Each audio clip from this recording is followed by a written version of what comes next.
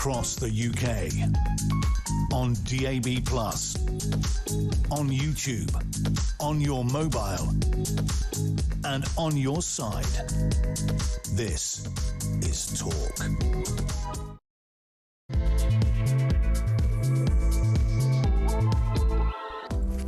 Well, this is The Late Show with Andre Walker and Asher Gould, and I'm going to say something controversial, incredibly controversial. And you can call in 03444991000 if you disagree with me, and Asher may well disagree with me. But I believe that we have sacrificed the British Jewish community on the altar of uncontrolled immigration.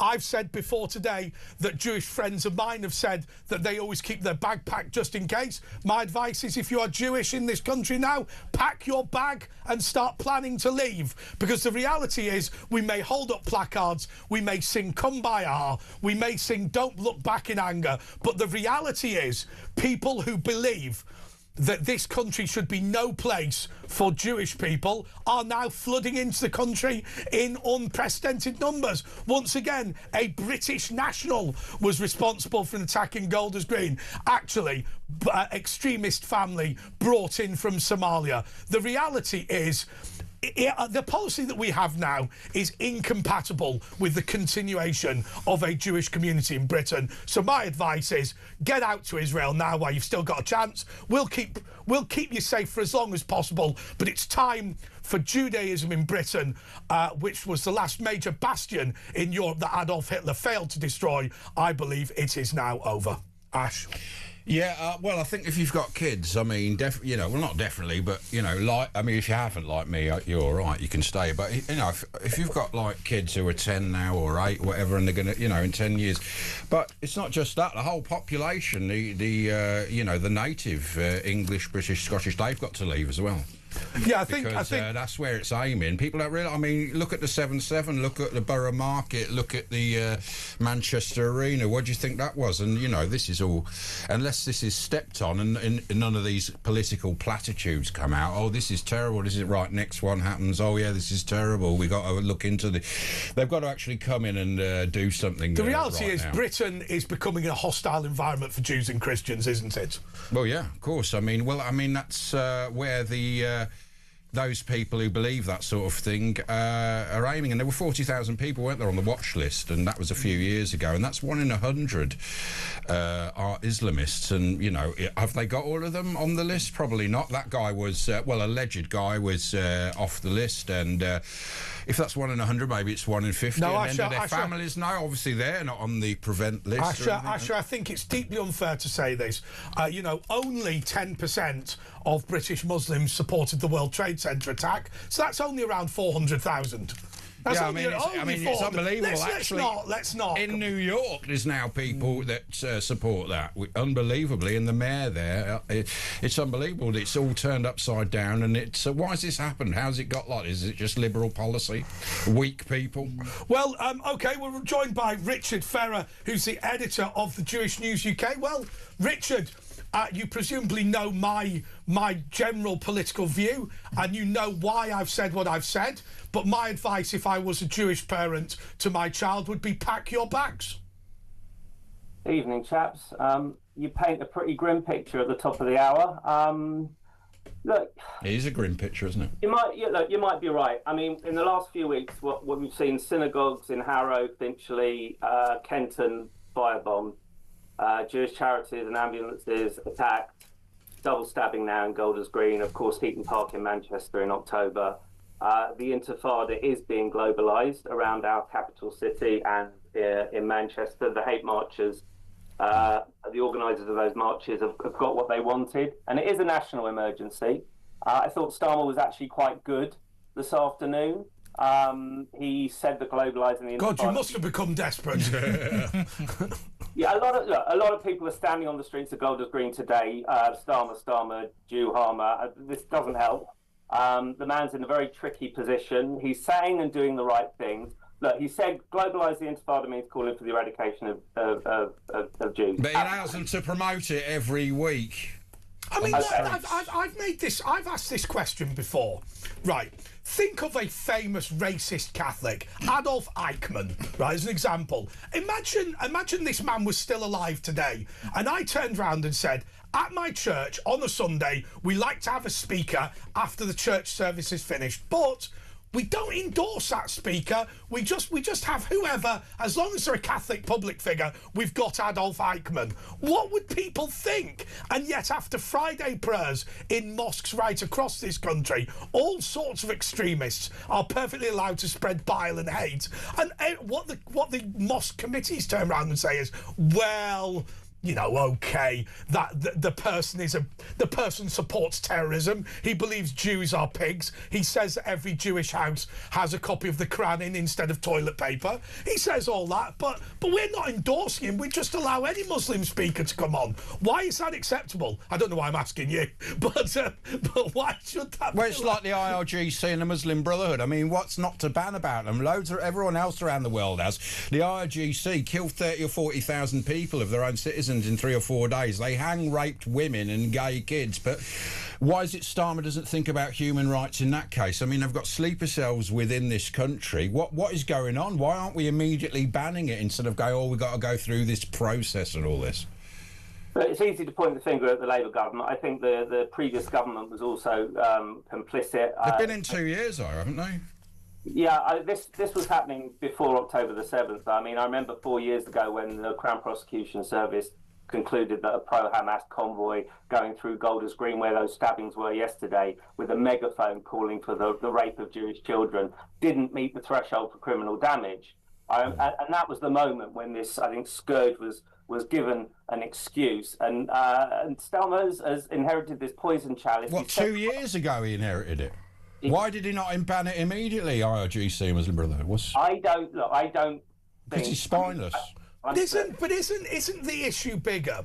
The policy now across Europe, in order to apologise for the Holocaust, is to bring in as many anti-Semites to Europe as possible. That seems to be the reality. That what we are saying is, we are saying, look, we now believe in uncontrolled immigration from those parts of the world that hate Jews and Christians, and this is our apology for the ills of the Second World War.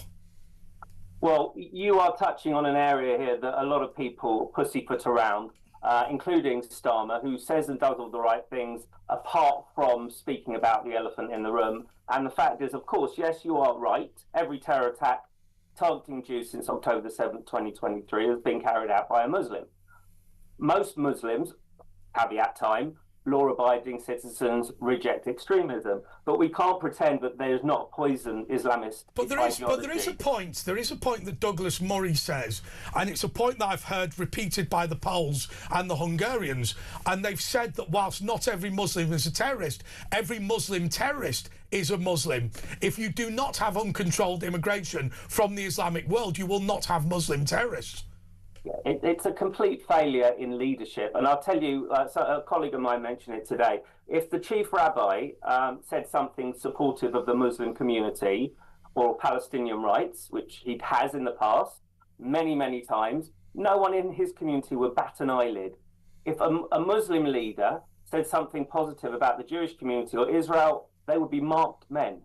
That's the truth. But the attitude of the Islamic faith is that it is the completion of a journey. It is the final revelation. Now, whatever way you look at it, and look, you know, I don't plan to go to Israel and try to convert people to Christianity, but Islam is a fundamentally evangelical religion. The view of your average Muslim, it seems to me, is that when an area has had immigration from the Islamic world, it becomes a Muslim area, and we say, well, okay, thank you so much for Lebanon. Now it's time to go on the west coast, the western side of Turkey. Thank you, Turkey. Thank you, Bosnia. And thank you, Herzegovina. Now what we need to do is start converting the United Kingdom and Germany and France and get back all those parts of Spain which have been taken off the Muslim community. The reality is, this is an expansionist evangelical religion that believes passionately at its core that Sharia law is the completion of God's work. That just as some Jews converted to Christianity, although it was mostly pagans, I admit, just as some Jews converted to Christianity, all Jews and Christians will eventually convert to Islam, whether voluntarily or otherwise. Or revert, as they say. I would repeat that this is a failure of leadership. I work with many fantastic members of the Muslim community. We're doing a story tomorrow. Here's an exclusive for you, which I think illustrates the problem. There's a London mosque I won't name. Yesterday, one of its congregants asked one of the leaders, one of the imams at the mosque, to hold prayers for the Jewish community after Golders Green, and the mosque refused. Mm-hmm. So he prayed outside the mosque, and he was joined by many, many congregants of the mosque. So all the people of the mosque were outside praying for the Jewish community, and all the leaders refused for them. But I remember... Yeah, but why isn't Andre right about that? Everyone with a family, Jewish family, will have to move. I mean, like he says, look at the history around the world. There's never been where it's suddenly all right for people to just carry on living there without problems. Look, it might not be a policy fix. As I said, I think the Prime Minister has, prevent hate preachers coming to the country, increase investment in security, £25 million more for the Jewish It's not community. working in that mosque you just mentioned, is it? It's not working in that mosque, and that's the nub of it. That's the nub of it. It's an issue But I repeat this point, and I'm getting in a sense slightly frustrated, not with you. But we have to turn around and start telling the truth. And the truth is this: the Jewish community need to leave Britain in exchange for a new Islamic population, which is being brought in unprecedented numbers. That is the reality of the situation. It is our policy to make Britain far more Islamic and to focus our immigration from the Islamic world. That is our policy. I am a British Jew. I'll be damned if I'm going anywhere. But you do have a point. I'm not going to downplay the threat. I mean, in fairness to you, we're asking you to disagree with something that plainly. I mean, why is it that Britain is focusing on bringing anti-Semites to the country? Well, with respect, one would suspect that Jewish News UK wasn't in favour of this plan. Well, we won't get many readers, would we? It'd be a circulation. Let me ask you a question, because obviously I sit next to Asher Gould, who is Jewish, but obviously he's not a parent, though he is not a very proud uncle. What is it like for the parents that you speak to? Because I know that people are saying, look, ultimately, you can stick your flag in the ground and say, I'm never going to leave. But actually, if you've got a 15-year-old kid, you must think to yourself, oh, what is the point in keeping going? And also remember, throughout the great history of Judaism around the world, there hasn't been an option to return to a Jewish homeland. There now is. And so, whilst I would not compare yet the situation in Britain to the situation in Germany in the 1920s. Well, comedians are banned from comedy clubs. We're seeing in the academic institutions that get banned. It's starting in the same way. People are getting banned, saying, don't go to this shop, it's Jewish only. Well, maybe we could say that Britain, it's not like... OK, Britain is not like Germany in the 1930s. Perhaps it's like Germany in the 1920s. But, there is a great sense of liberalism, but there is growing anti-Semitism as well, right? I mean, I just think to myself, well, if I lived in Germany in the 1920s and Israel, I was Jewish and Israel was available to me, I'd probably just say, all right, just keep your dump and I'm moving. Look, you're right. It is everywhere, and you're right to say it's at music concerts. We saw last summer. It's in art galleries. It's in street rallies. It's in bloody bakeries and supermarkets. For heaven's sake, it's in our daily lives, and that makes Jews exhausted, fearful, confused, losing confidence in their place in the country. Absolutely. But you know what would give us a little bit of support, a little bit of belief that we still have a future in this country, and that's, I think, for the 95% of this country that isn't Muslim and isn't Jewish to show up to support the Jewish community.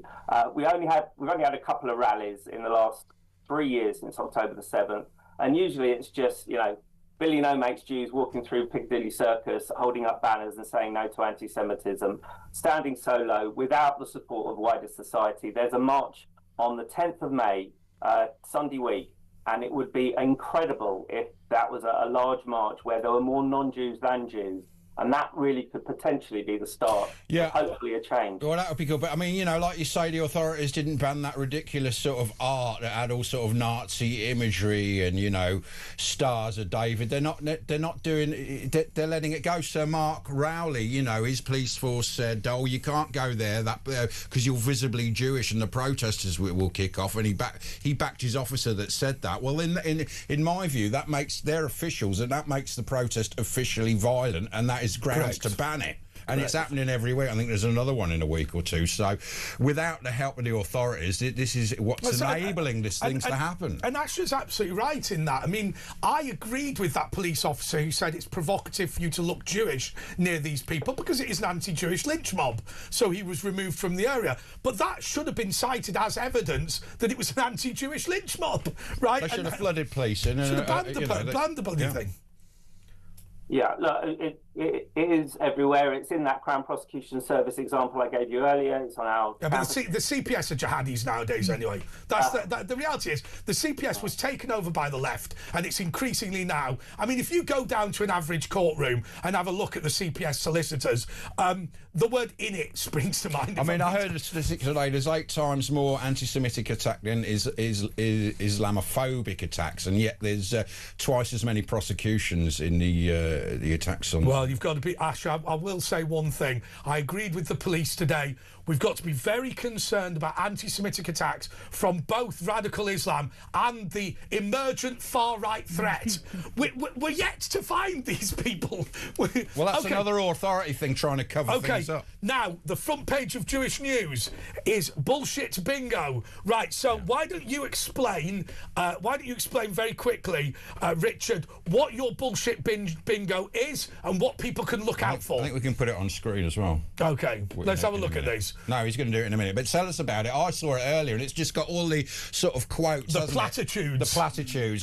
This is a terrible problem in this country. We're going to stamp it out. You know, tell us what. Here we go. We've got it on there. We can't read it. Can you tell us a few of the quotes on bullshit bingo, the front page of the Jewish News? So I'm glad it's after the watershed, so I can say bullshit because I couldn't say it until now. So great. So yeah, it's BS bingo. It's really cut through. Do you know what? Do you know what we're going to do? We're going to read all of them. Yeah. So what you've got to do now is you've got to look out for this. So those that are listening, you've got to look out for it. Get Jewish News. This is not who we are as a country. Yeah. We stand with the Jewish community. An attack on one of us is an attack on all of us. Hate has no place in British society. This horrific act has no justification. Our hearts go out to victims and their families. We must choose unity at a time like this. Our thoughts and prayers are with you all. Now, I think we've all got to get Jewish News, right? And do you know what I will do? I will give a £50 prize from my Andre Walker Patriot Fund for the first person. So what you've got to do is you've got to get your copy of Jewish News. Presumably you can get it online. And then what you've got to do is you've got to write down what shows they were said on and who said it. And I will assist our own viewers and listeners to join in with Jewish News' bullshit bingo. What do you think of that, Richard? Thank you. Yeah, every time something awful like this happens, we hear more cliches than a Premier League footballer, and we just queued them up and we played the game. And as I said, it's really cut through. And I think some MPs, some politicians actually watched their words today, because that front page was so far and wide. It was so wide. Well, I thought the most despicable thing was after Ariana Grande, and I've got to be honest with you, the Ariana Grande thing really upset me. Not because I was affected in any way whatsoever, but obviously I've got nieces, and when the sort of 13, 14, they're going to the first concert, and it's such a huge thing for them, and they look forward to it so much, and then to think that's been violated by this disgusting terrorist that we gave succour to by bringing into the country, Salman Abedi. He was thrown out by Gaddafi for being too extreme. Yeah, that's right. And so I thought it was really despicable, the "don't look back in anger" thing. And I have to say, that was a psyops operation by the same department that spied on like Julia Hartley-Brewer and other journalists. It was a psyop, which is why all the papers had the same picture and the same words.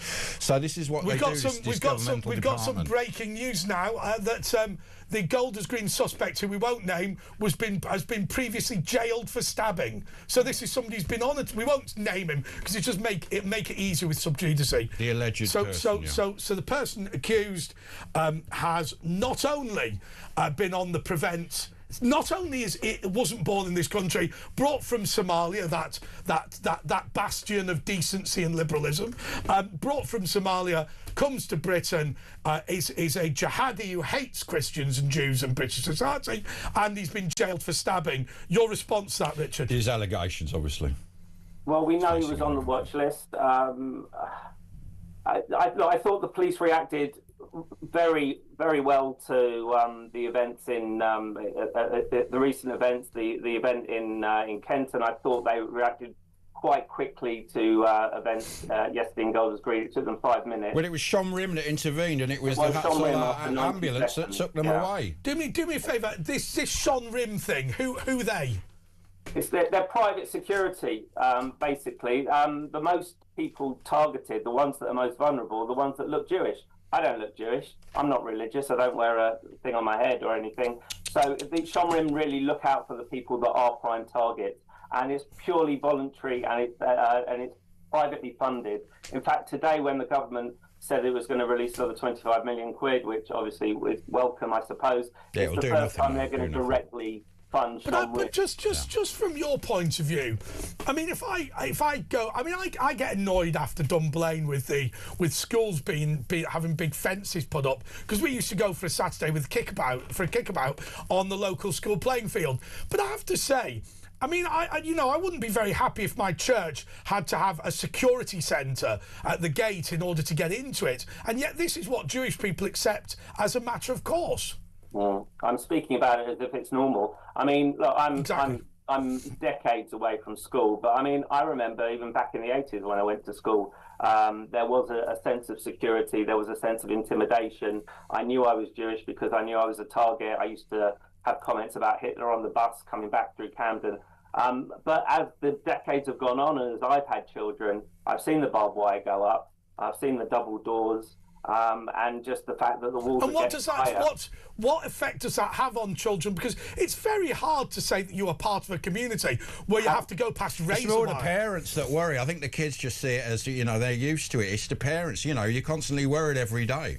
You're right. There is a normalisation, and I think the parents don't tend to talk about it because I don't know where you'd start. So are the kids kind of unaware that that's weird? I think perhaps, you know what it's like with kids, they just get on with it, they're pragmatic, maybe they think other schools are like that. Yes. And they're made to feel as safe as possible. I mean, Jewish primary schools have drills for intruders, duck and hide under a desk, all sorts of things. There's a lot of security outside the school as well that people... There's a synagogue at the bottom of my road. They've had 6 people in high-vis jackets out there for the last 2-3 weeks. I mean, it's ridiculous. I guess people driving by think they're, I don't know, checking for traffic or potholes, but they're there to... I wish they were. They're doing that as well, actually. I just wonder, really, border security has moved now to the synagogue gate, to the school gate, to the gate of Parliament, to the gate of Downing Street. We've decided now to let in people to this country, no matter how dangerous, and say, OK, what we'll do is we'll accept that the streets will be full of marauding terrorists. But as long as we can put a patrol car outside a synagogue, it should be fine. Should there be armed CST or someone like that? No, stop. Can I tell you why? You must not have armed guards at synagogues, because then I guarantee you 90% of the money will be for armed guards at mosques. Because they'll say, we need to protect our religious institutions. And believe me, we'll have Kalashnikovs in every mosque in the country. I'm telling you. No, Richard, give your answer to that. I don't mind. Go on. What, should the CSC have guns? Well, in Vienna, I know the security guards, a lot of countries, they will actually have guns because the threat, is very dangerous. And it's getting that way here now, I mean. Right, the CST are run by volunteers, butchers, bakers. No, but trained people, military people, former military or trained. I mean, there are armed guards outside certain Jewish areas, embassies, private residence, that sort of thing. But no, obviously you're not going to have a gun placed in the hand of someone who's... I mean, I guess what Ash is driving at is, so far the CST have been volunteer security guards, but should there be a private armed security force? Because there's not enough police to cover. It is legal to have a machine gun in this country if the Home Secretary, if your local Chief Constable approves it. Of course, they normally they only ever approve it for police officers. But in theory, somebody trained to the standard of a police officer working at a synagogue could be given an armalised assault rifle. The reaction with the tasers yesterday was exemplary. I think if you start putting guns into the mix, like we have on continental Europe, there's a large influx of guns and weapons in from North Africa. Yeah. They have a massive issue there that we don't have here. And of course, you have to remember that the deaths in Heaton Park in the synagogue in Manchester last October, this was friendly fire through the door. It was the heroic policeman that. Well, I have to say about that bloke, I think most adults would know that. And I think genuine praise goes to people who were killed in Heaton Park and injured, because you would know that if you held that door closed behind that bloke whilst he was shot, you are going to be hit with the bullet. If you don't shut the door, you'll get in. You would know. Certainly, if it was me, the police marksman should know there's going to be people behind the door. But the police marksman killed the guy deliberately in the sense that he knew that whoever was behind the door was going to be shot, which is why apparently he hesitated. But the person behind the door holding it closed, in my view, would have known that they were in mortal danger, but did it anyway, which is why on this show I've called for them to receive a George Cross for bravery. Yeah, so no, I think probably a bad idea for more weapons. I think we should have far less. I think the major problem looming, I think, is probably the local election next week. We're looking at local election candidates. Yeah, but we can't really talk about those, because we're in the purdah at the moment. No, we can. Our people have said we can mention that two Green Party candidates are in trouble. Have been arrested. We are allowed to mention that, but we have these stupid Ofcom rules. Richard, just as the final thing, I was deliberately provocative at the beginning of this and facetious. I think that there is a future for Jewish people in this country, though how many, I don't know. What is your prediction for the future, or are we at crossroads? I am an eternal optimist. I can't imagine ever living in another country. It breaks my heart to think that we might get to a stage where living in this country is impossible. I think that the police, the local authorities, the government, the Prime Minister, the Mayor of London have huge criticism for the things they're saying and the things they're doing. But at the end of the day, they're trying to, or at least say the right things or do the right things. I think the threat is still from the bottom up. When the threat starts to become from the top down, when people, and we know who we're talking about without talking about an election, when certain politicians, if they ever get into government, I think that. Well, let me just close this off. I think that anybody who's a turncoat should receive no votes from anybody within that community. But we'll leave it at that. We'll leave it at who could we be talking about? Who could we be talking about? Don't worry, he doesn't watch. Anyway, Richard, thanks for joining us. That's Richard Ferrer, the editor for the Jewish News UK. And after the break, we're going to have Pete Barnes' views on everything. But you can call us 0344499 1000. It's Talk.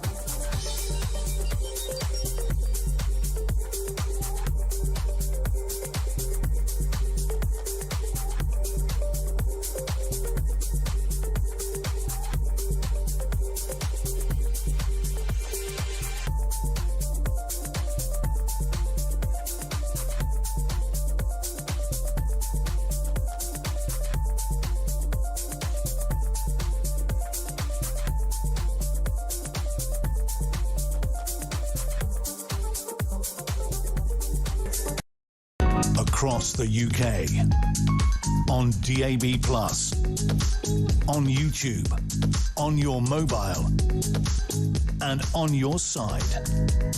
This is Talk.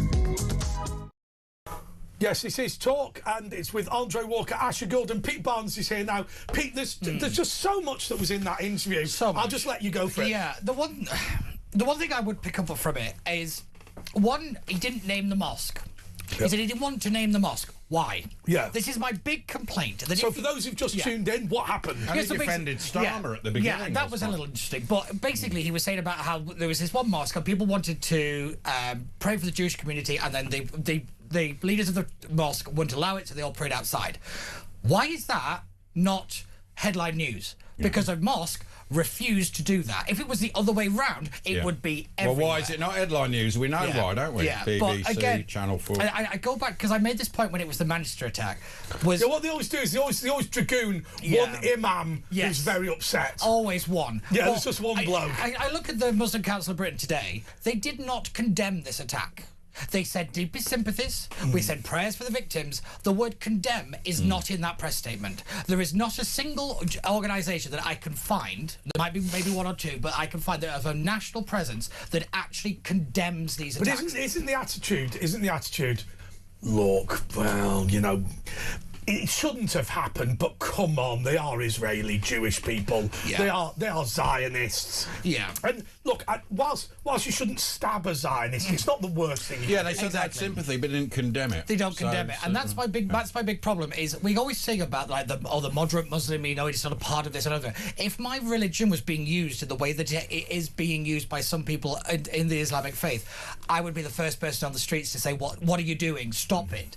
Where are you?" We are now at that point where sitting at home and not doing anything is not acceptable. But we keep having dead Jews. But aren't they? They would. I think it's against their religion to go against your own people. But this is half the problem. Is I don't see it. If they're not part of your religion, if it's not real Islam, why would that be a problem? That's the. But I guess then the problem then comes, which we are seeing around the country, which is, because we are now agreed that moderate Muslims are either non-existent or supine, probably the latter rather than the former.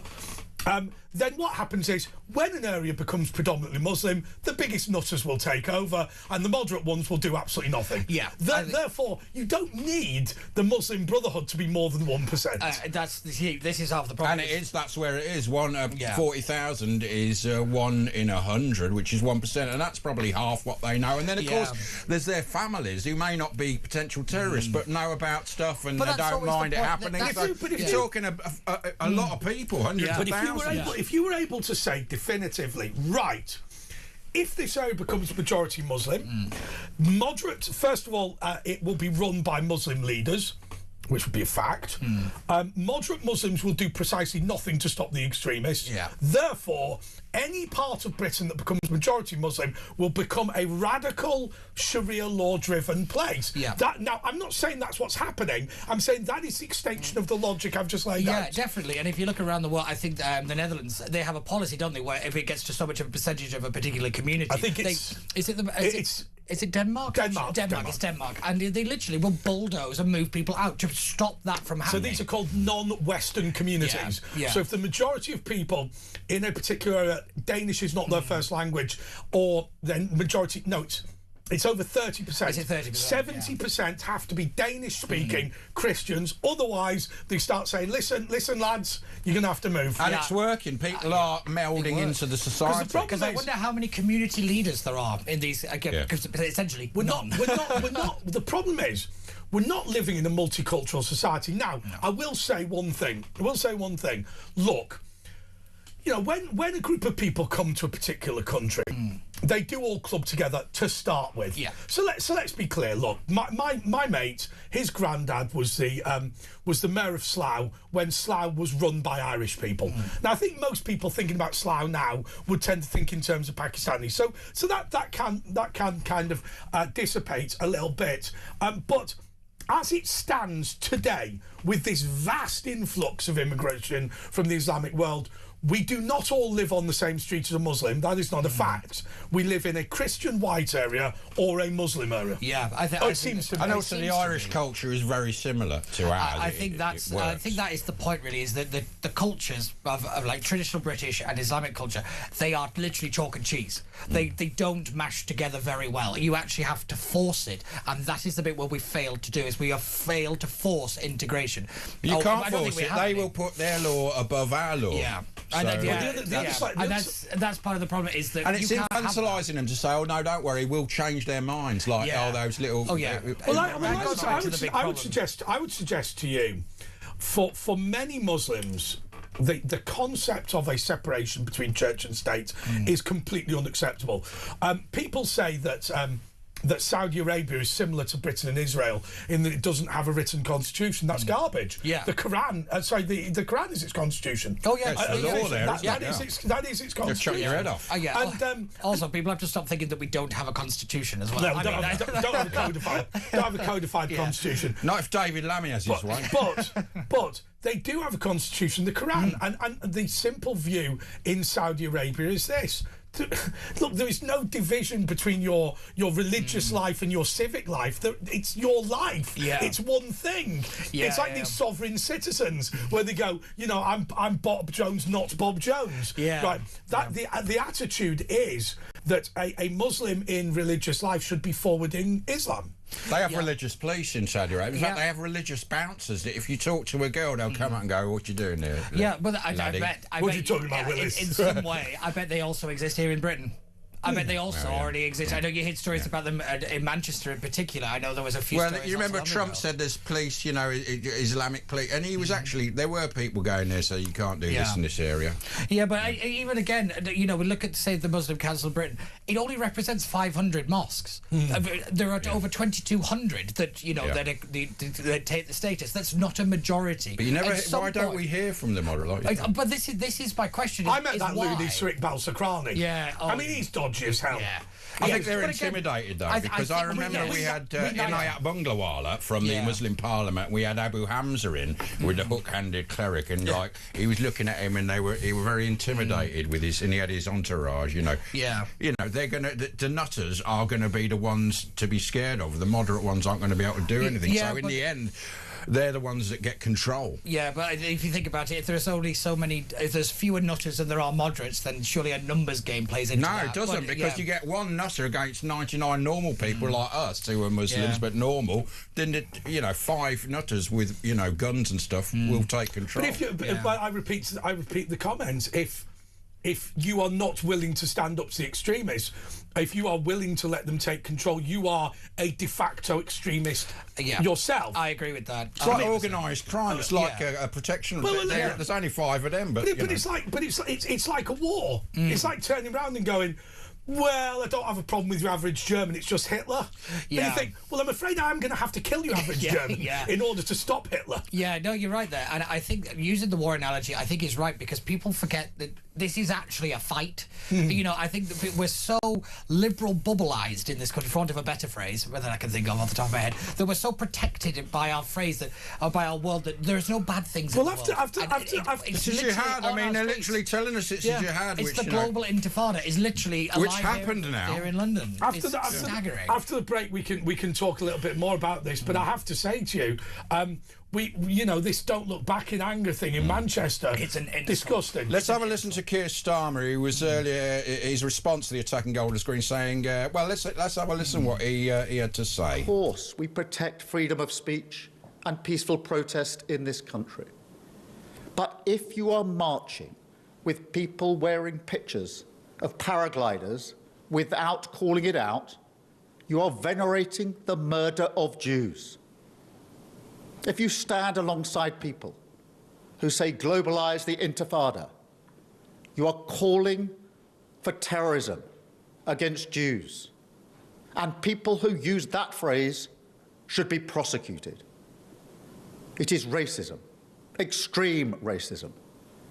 And it has left a minority community in this country scared, intimidated, wondering if they belong.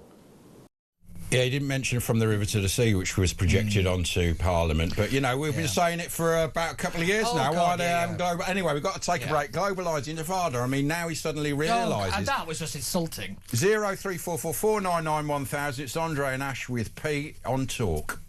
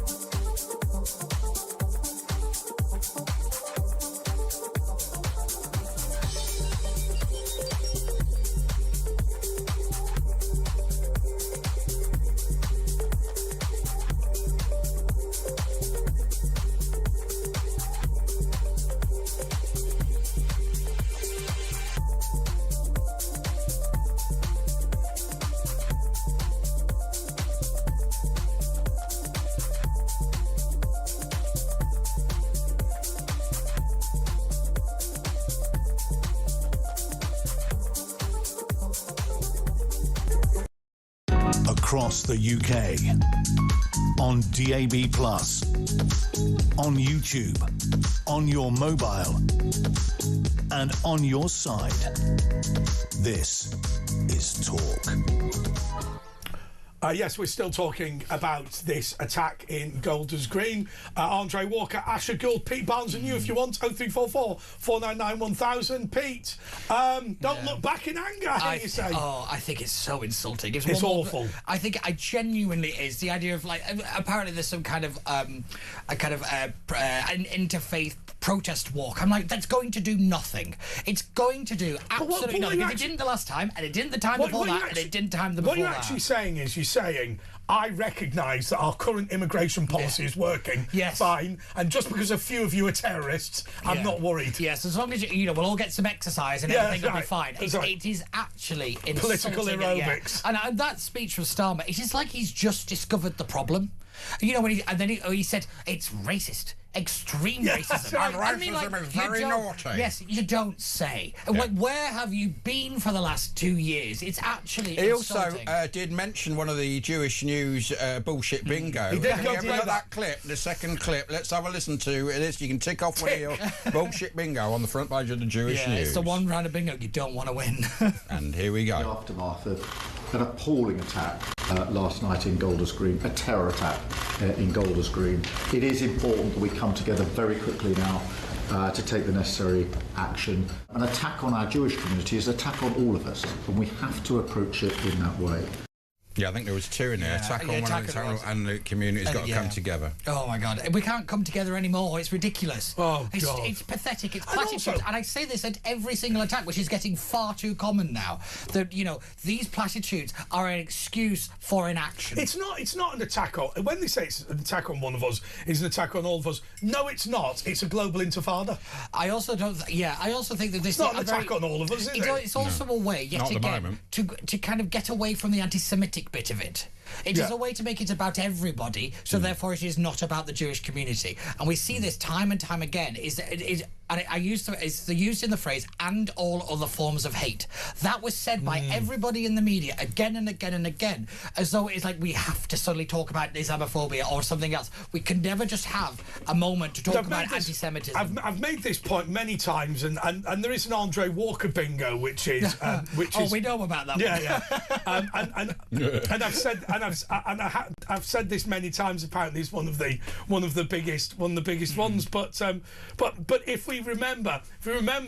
Oh, by the way, I've got an update on Alan Mabbott. By the way, Alan Mabbotisation. Alan Mabbotisation. Not to be confused with the Spurs captain in the 1980s. But you know, it's now you've mentioned Alan Mabbott. There we go. Right, that is. But it's, wind him up. You're getting your bingos mixed up. Yeah.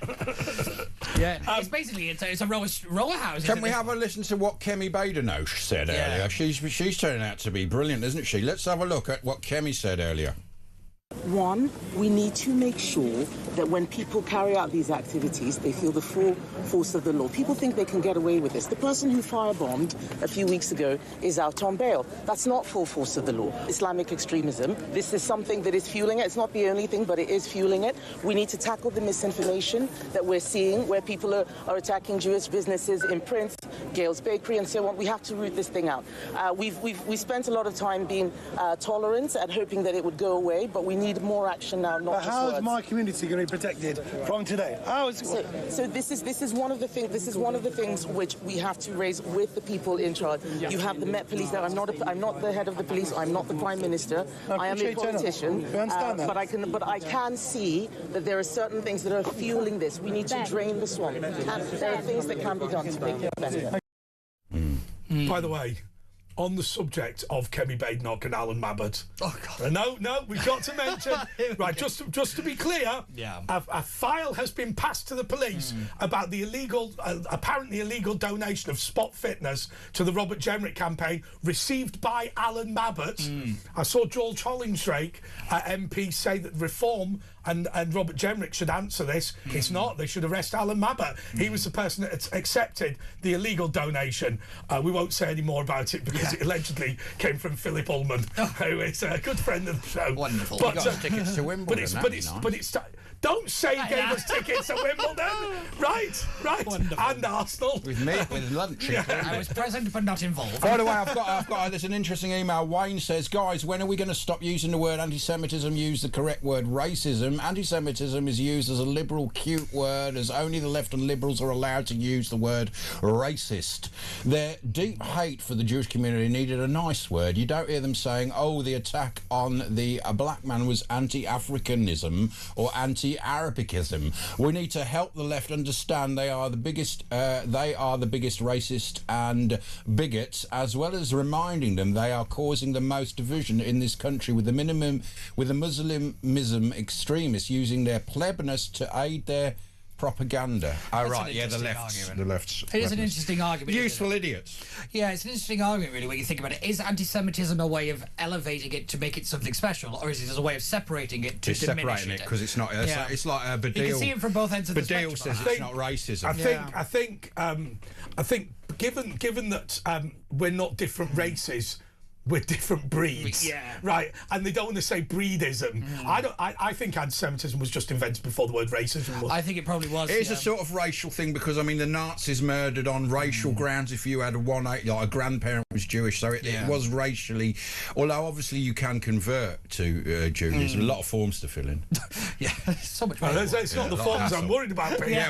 That's not the forms. It's worse when you're no not a baby. way. I can't remember it. Luckily, I will tell you something. The paperwork is not.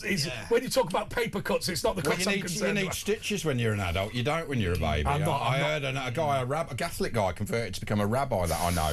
He had it done at age 21. And he said it was the most painful thing, and had to stitch it after. It's not like I will tell you, if I got to the pearly gates and God said to me, "You should have converted to Judaism," I'd have said, If you think you're putting that bloody thing near my wang, you've got another thing. I'd have mate in Birmingham.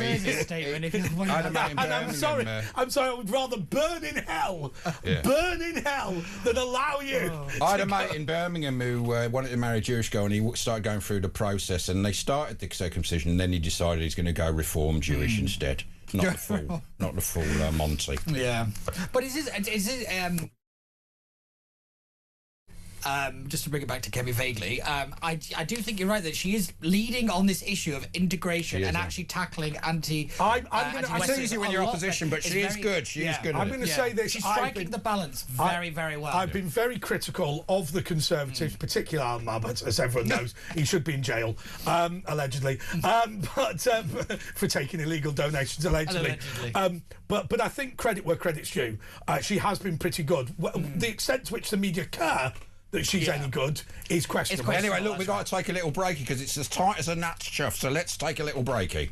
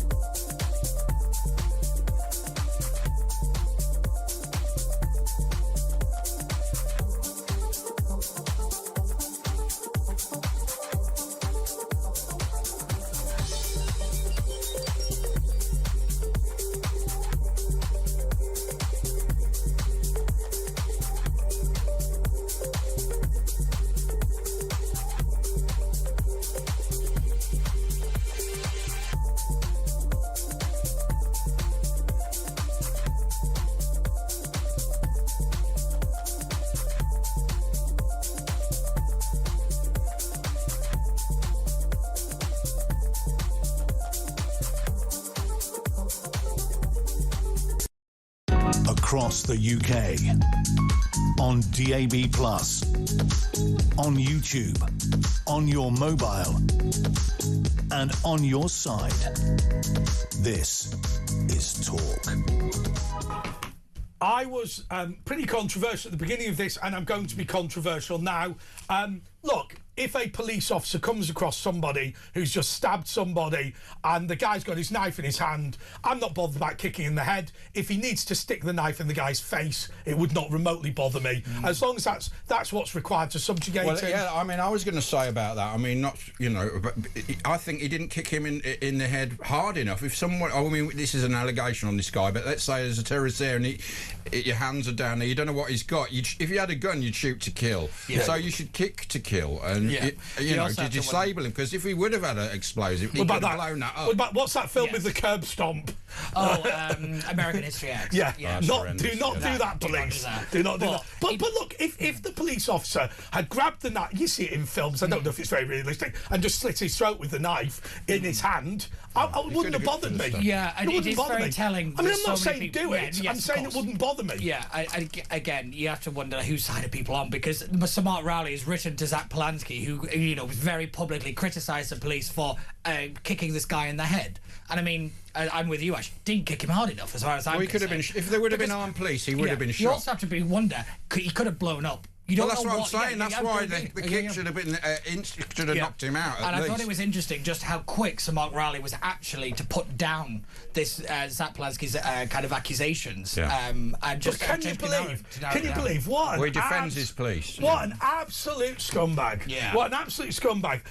You shouldn't have kicked him. Should have bloody shot him. I know. Yeah, it's ridiculous. But guns, yet again, it was. By the way, the papers have been delivered to you. I think it means you're staying. I know. Yeah, I want to go home. I had to be up very early. You can go if you want. Yes, no, we won't be here. I spend half my time in this I know. building. Sorry. Pete, what do we do now? I mean, I say Pete's final thought. we've got to end uncontrolled immigration. We've got to, and it starts with putting people on a plane that don't have the right to be here, and you change the rights to be here. That's another part of the problem. But I do believe that one flight full with people who shouldn't be in this country will do 10 times more than any. But we need to take citizenship away, people that are often citizens. What are we going to do about that? More than any come by art. Don't look back in March or whatever. What about? Hey, look, families that are brought to this country as refugees, if one of them commits a terrorist attack, I'm afraid the whole family have to go back. You won't be able to do that with the ECHR. I don't think you can't do that within the ECHR or within the Human Rights Act. But I do think that is going to be a difficult sell to the public because I look what happened. I believe Axel Rudiker Barner's mum and dad should be in Rwanda. I'm sorry, I don't care. I can see the argument.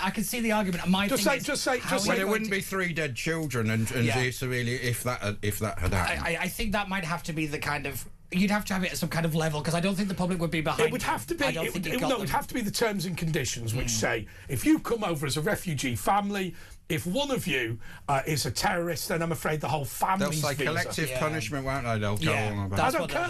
Well, it's not collective punishment. It's that you have been given refuge in the UK as a group. If that group can't behave, then that group goes home. It's somewhat of the sins of the father, but in reverse. But why? But look, Mohammed Emwazi's sister went to the University of Westminster on the taxpayer's coin after he beheaded British citizens. Get back to bloody Kuwait.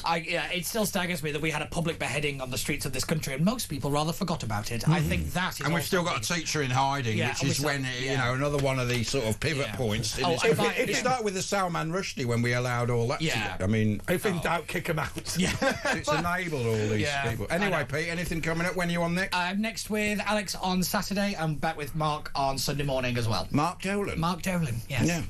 Well, that'll be good. Yeah. Yes. Well, we're going to go. He was a lefty until there was money in it. We all were. We're all very pliable. 03444 999 1000. Give us a ring. It's Andre and Ash. Thanks for that, Pete. We're going to be going through the papers. There's the bullshit bingo on the front of the Jewish News with all. I want you to give out the number 03444 499 1000. It's the number to call. Oh, just don't worry about it. I'll go to the break. Pete, thank you so much. Thanks, We've got Adrian Marsh coming up. He's the Grand Secretary of English Freemasonry. He'll be down the line just in a couple of moments.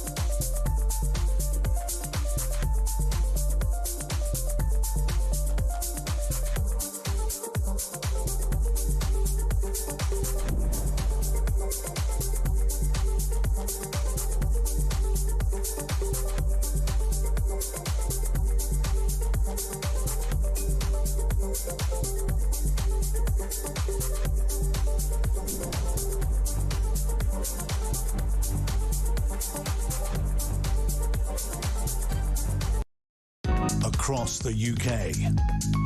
On DAB+, on YouTube, on your mobile, and on your side. This is Talk.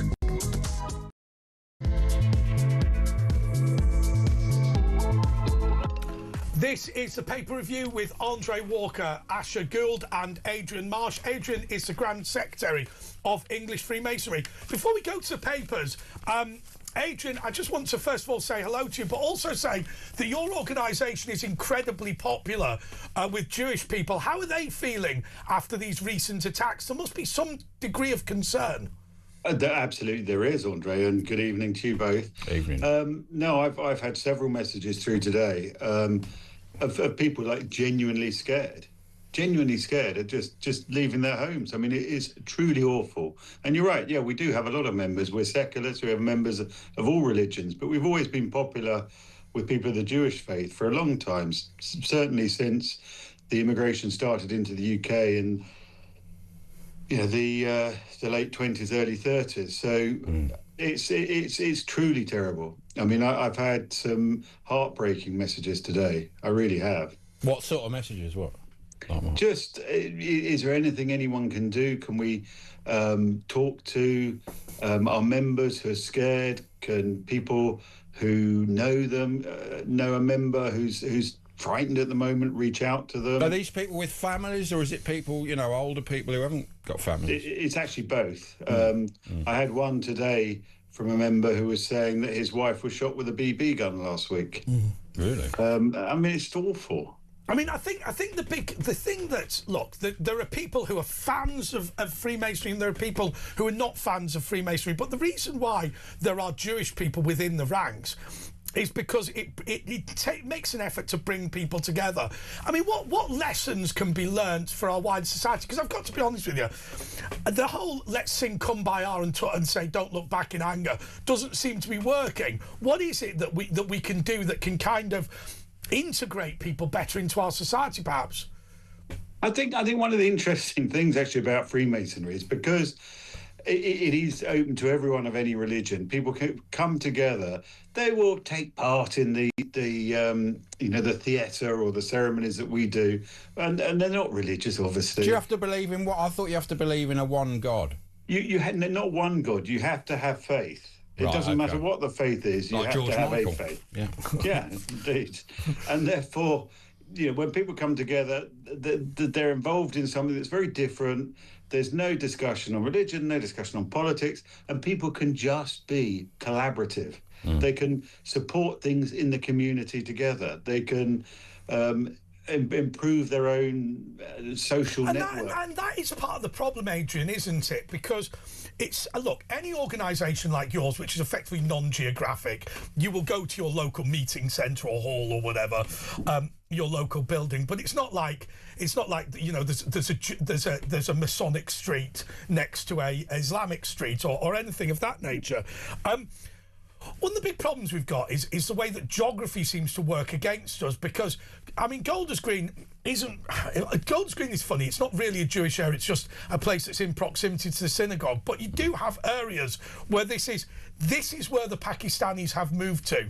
This is where the Indians have moved to. This is where the Bangladeshis have moved to. Now, I'm not being critical of that, because if you come to a country for the first time... It's less than 50% in Golders Green, so it's not like the whole... So if you come to a country for the first time, you're going to go to where your people are. Yeah. But we do live in a ghettoised society where perhaps I'm from Leigh, so it's the white area, and the guy next door's from Bolton, which is the Asian area. I mean, how can we attempt to break that down? Is it just a case of following what Denmark does and literally moving people, or are there organisations that can help? I think historically you're right, Andre. There's always been a collection in a community. So whether it was Polish immigrants in certain parts of West London, whether it was Jewish communities in Gants Hill. It's because that's where the shops would be in the synagogue, you know what I mean? Because there's more people, and so it actually snowballs, and that's what happens in all these areas. Good. But I do think, that there has to be some level of common sense applied as well. And town planners and councillors can see when a community is just becoming too concentrated and not having any. But what we do, Adrian, Golden is Green's not like that, though. It's a normal run-of-the-mill London area with a Jewish flavour. What we do, I mean, Gold's Green looks Jewish because when people walk to the synagogue, there's lots of them, but that's inevitable. I don't like the idea in parts of London where we have sort of dual language signs and things like that. I agree with you in Wales because obviously there's a Welsh language heritage thing, but the idea that they speak it, don't they? There's lots of people in Southall who speak Hindi, therefore we should have Hindi signs up. My answer would be we need to teach them English. Yeah, I think there's everything about when you move to another country is about how you integrate with that country and that community. And we've, I still think Britain, and London in particular, I've travelled the world, been to so many other cities around the world. I still love London. I still love the fact that London's always been accommodative. You look at the East End of London. Yeah, but it's too accommodative, isn't it? In Holland, to become a citizen, you've got 3 years to learn Dutch. If you haven't learnt it to a stand in 3 years, you're out. We should have something like that. Yeah, and to get a residency in Spain or in Portugal. Oh, that's it. They just gave 500,000 people residency for nothing. But you still have to go through language criteria. Not those 500,000 didn't. If you do now, certainly, if you try and get a Spanish citizenship, you have to have basic Spanish, the same as if you try and get a Portuguese. I mean, it's frustrating. It's frustrating, isn't it? Because once again, talking about the Freemasonry thing. Obviously, the Freemasons of Jersey, I don't know if the Freemasons of Jersey are your people, but obviously, during the invasion of the Channel Islands, they were discriminated against. They weren't victims of the Holocaust in the way that Jewish people might have been. Well, they were on the Channel. They were concentration camps. But there was discrimination against Freemasonry, and I guess as a result of that, instinctively, you are quite keen on giving people refuge. But there comes a point where it goes too far, doesn't there? I think again, if you go back through history, all the countries that have dealt with major transitions of people or major hardships or oppression, there's always been, Britain has always had a sympathetic stand on that. And we always have. And as you say, if you look at from a Freemasonry perspective, that's how we started. It was the persecuted Huguenots in the 1700s. Only 50,000 came of that. I mean, we've had more than that. We get more than that every 6 months.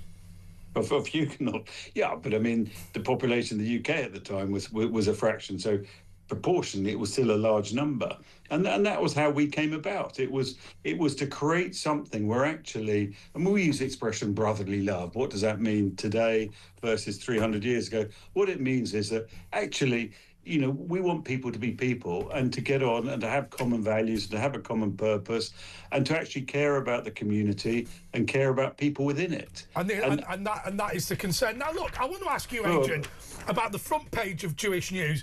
Now, obviously, we can't swear because we're also repeated on Friday morning, but they've called this BS Bingo. And they've got a whole series of things that get said every time there's an attack on Jewish people. And I think it's reasonable for the Jewish community to say, we've heard it all before. We've had enough of this. This is not who we are as a country. We stand with the Jewish community, etc., etc. Do you have sympathy for this sort of frustration?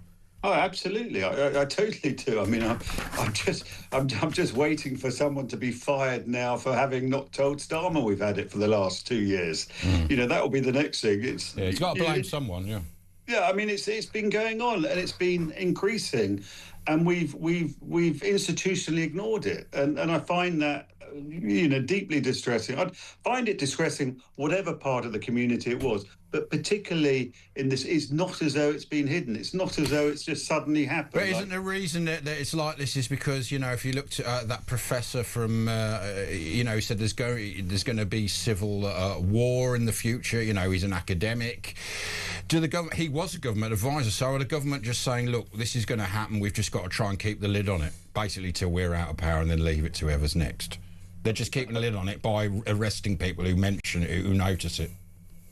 I think it has to go into, whatever political party it is, on whatever organisation you are, you know if it's going on. You know if behaviours are not appropriate. You know it's not new, and it just needs to be dealt with, and it needs to be dealt with quickly and consistently. But is it past the point? It was Professor David Betts, he says we're past the point. He's the expert on it. He says the metrics say we're past the point of where we could have done anything. It's going to happen. It's a matter of when, not if.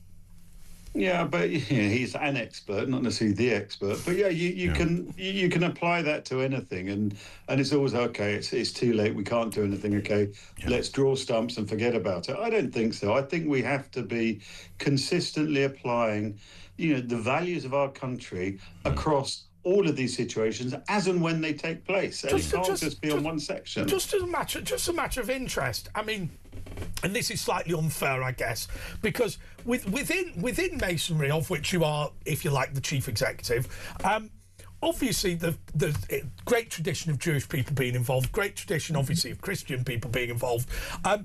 Mass immigration from the Islamic world is a newer thing, but I guess that means that there has been an increase in Muslim members. What does that feel like? I mean, it's the kind of, because we were moaning in the previous hour about the lack of, if you like, moderate Muslims coming to the fore, but you must meet those sorts of people. Yeah. What do they say? They're appalled as well. I mean, everyone. I mean, and again, it's back to, I was listening to you earlier, and the point is, we can have, 100 great people, and it's one that has a gun, one that does something ridiculous and pretty. So I haven't met those one. That is actually the odds when you look at Prevent. Have 40,000 on the list. There's 4 million Muslims. That works out to 1 in 100 Islamists on the list. So the people we meet have the same values. They have the same views. Yeah. I mean, And I mean, I guess my next point about that is that. I mean, once again, I mean, as you say, you're not meeting the nutters, you're meeting nice people. But what more can be done in terms of trying to not integrate people, not de-radicalise people, but literally give power to those people who are more moderate? I mean, I remember when Prevent was created, and we thought it was a completely mad idea. And what we wanted to do was demonstrate to Muslim young people the benefit of, say, going to university, the benefit of having a career, the benefit of integrating into Britain. And one of the frustrations we had was that you get, say at university, you get all of these, political societies, the Liberal Democrat Youth and Students, the Young Socialists, the Conservative students, all having their meetings, which young Muslim people don't go to. And then instead they go to the Islamic Society who are saying that they don't want us in politics, we're outsiders. And you think, well, if you just turned left 3 doors earlier, you could have sat in a Liberal Democrat meeting or a Conservative meeting or whatever. Yeah. And I guess my question to you is, have the Freemasons learnt any lessons that perhaps we could more widely roll out to teach people how to just promote that moderate community? Yeah, I think we have, and I think it's over 300 years. I think one of the things, though, Andre, is just having agreed, consistent values, and at the moment, everything in society becomes binary. You're either for something, you're against it. You either believe in it, you don't believe in it. And if you do, you're great. If you don't, you're not, and vice versa. What we've done over the years is we've just been consistent all the time on what we're looking. People always, when they talk about the Freemasons, talk about the charitable giving. And that's, again, part of it. But if you went to a mosque, they'll be giving to charity a lot, I'm sure. You go to synagogues, there will be. So we're all doing the same things. But it's consistently saying, this is what we're about. We're about, and this is going to sound really trite, but being nice to each other, respecting someone for themselves as a person, looking after people less fortunate. But you sound like, you sound like, now I appreciate you don't hold a political role, but I don't think it's a political question to ask you this, but it sounds like you're rebuking this kind of, if you like, Blairite idea that that British values are values of tolerance and whatever. What you're actually saying is no. There are certain values which are charity. There are certain values which are loving thy neighbour. There are certain values which are coming together. There are certain values that are dialogue which remain unchanged throughout the centuries. And in reality, this concept that our values are whatever happens to show up on our shores this week is just nonsense. Yeah, I mean, that is a way of describing it. I certainly think that the values that we've just described are ones that hold true through history. Yeah, and they hold true. Well, today. not in other countries and other cultures, they don't.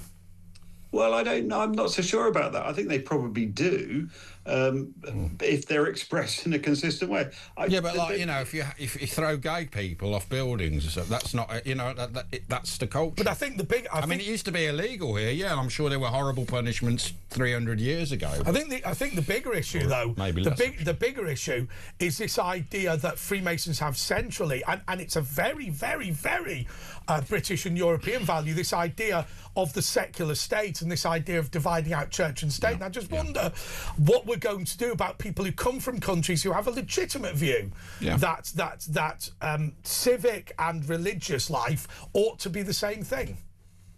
Yeah, and I think that's a very, very difficult problem to solve. It's not compatible, other than the it? fact that in the UK that's not what we're about. No. And we haven't been, and we've never been, and therefore you know that should hold. It's and again, when you boil it down, Andre, it will still be a minority that take that to the extreme. Okay, well look, we're going to go to a break, but Brother Darren, who describes himself as an Essex light blue, says that he has just had a Muslim master. Grandmaster? Well, no, it can't be a grandmaster. He's got the terminology wrong. Is he a rapper? Grandmaster Merlin Mel. Anyway, look, we're with Adrian Marsh going through the papers. He's the Grand Secretary of the English Freemasons. It's Andre and Ash, at Virtual Ash, at Andre JP Walker. It's Talk.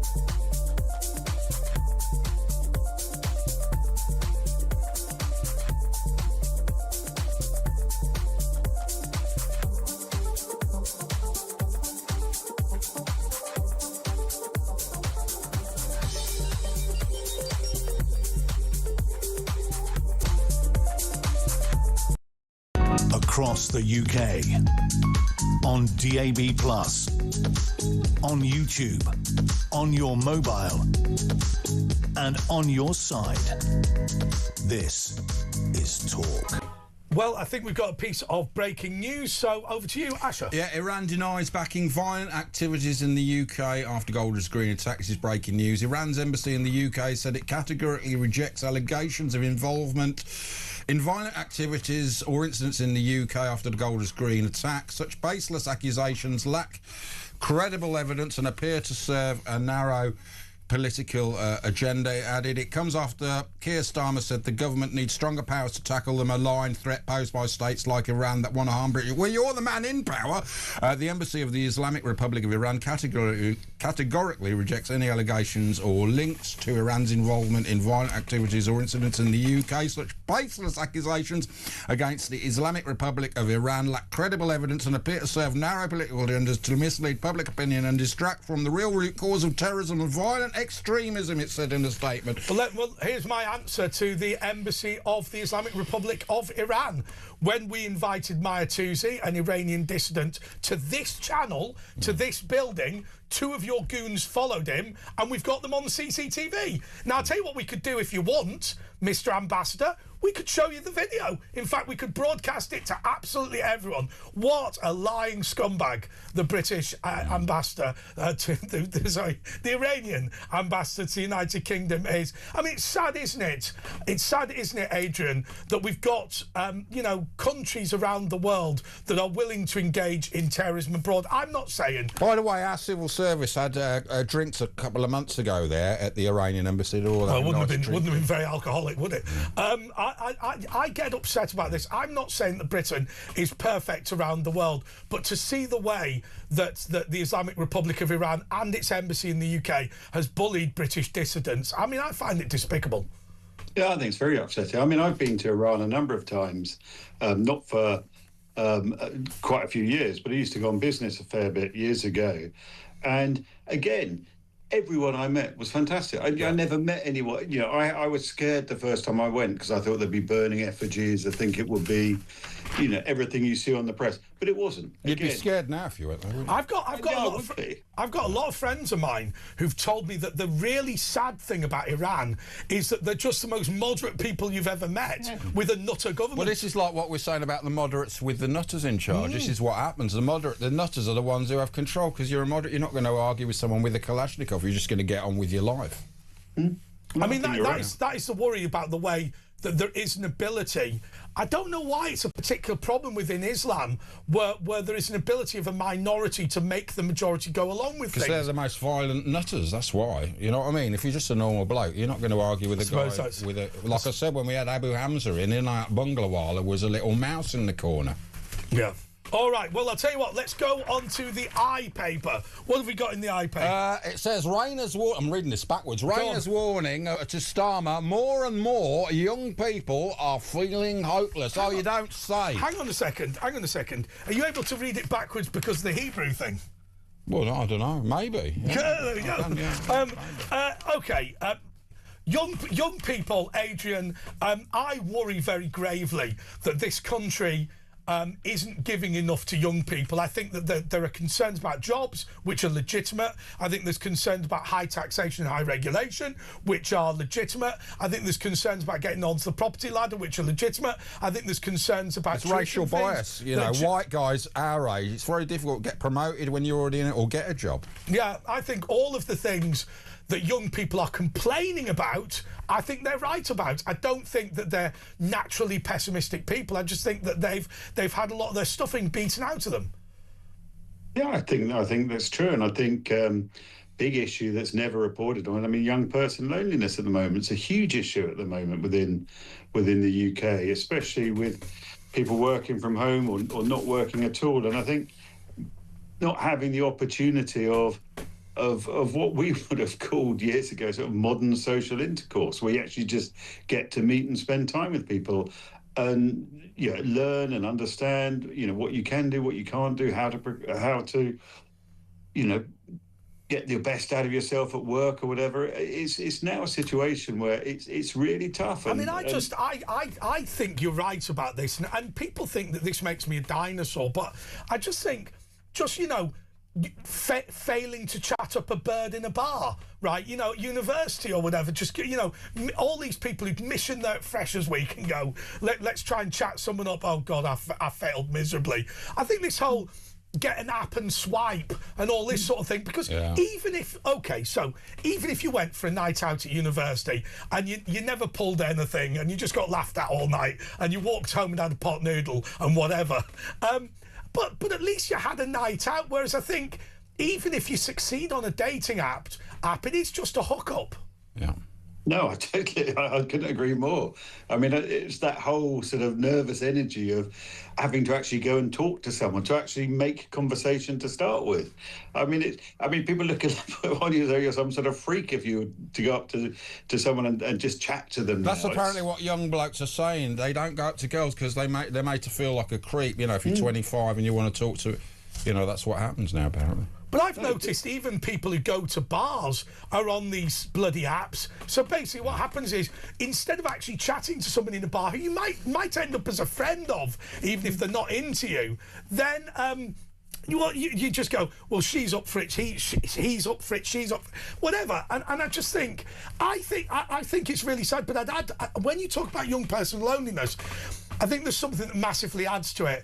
I mean, I remember when I was a teenager, being grounded for like a weekend was the worst thing you could possibly imagine. Oh my God, I can't see my mates for a pizza and watch a boxing match on a Saturday night. And of course, being not allowed out for one weekend was not the biggest disaster. It just felt like that when you were 14. But we did lock up teenagers during the coronavirus pandemic for months and months on end. And if grounding someone is a bit of a punishment, what was done to them must be child abuse and torture. And for no reason as well. Yeah, it would have been hideous. I mean, it's just hard to imagine. I mean, because the sort of age group I am, sort of with friends with children now who were at university age. In fact, my niece, her first year at university was in a lockdown. I mean, crappy sandwiches every day and lectures online, and you're paying $9,000 a year at that time. Yeah, it's more now. I mean, it was truly awful, and there's going, that bubble will work through where people just haven't had the level of what we would classify as normality. And as you say, being grounded. I mean, everyone's parents your friend now. In our day, it certainly wasn't. I mean, I was close to my parents. Demarcation, wasn't it? Yeah, there was a demarcation. Now some kids call their parents their Christian names. I mean, all right, Dave, and it's his dad. I also think that we're complaining about young people being overweight, but you're being encouraged to stay in all the time. There's an increase in violence on the streets, so people are nervous. Yeah.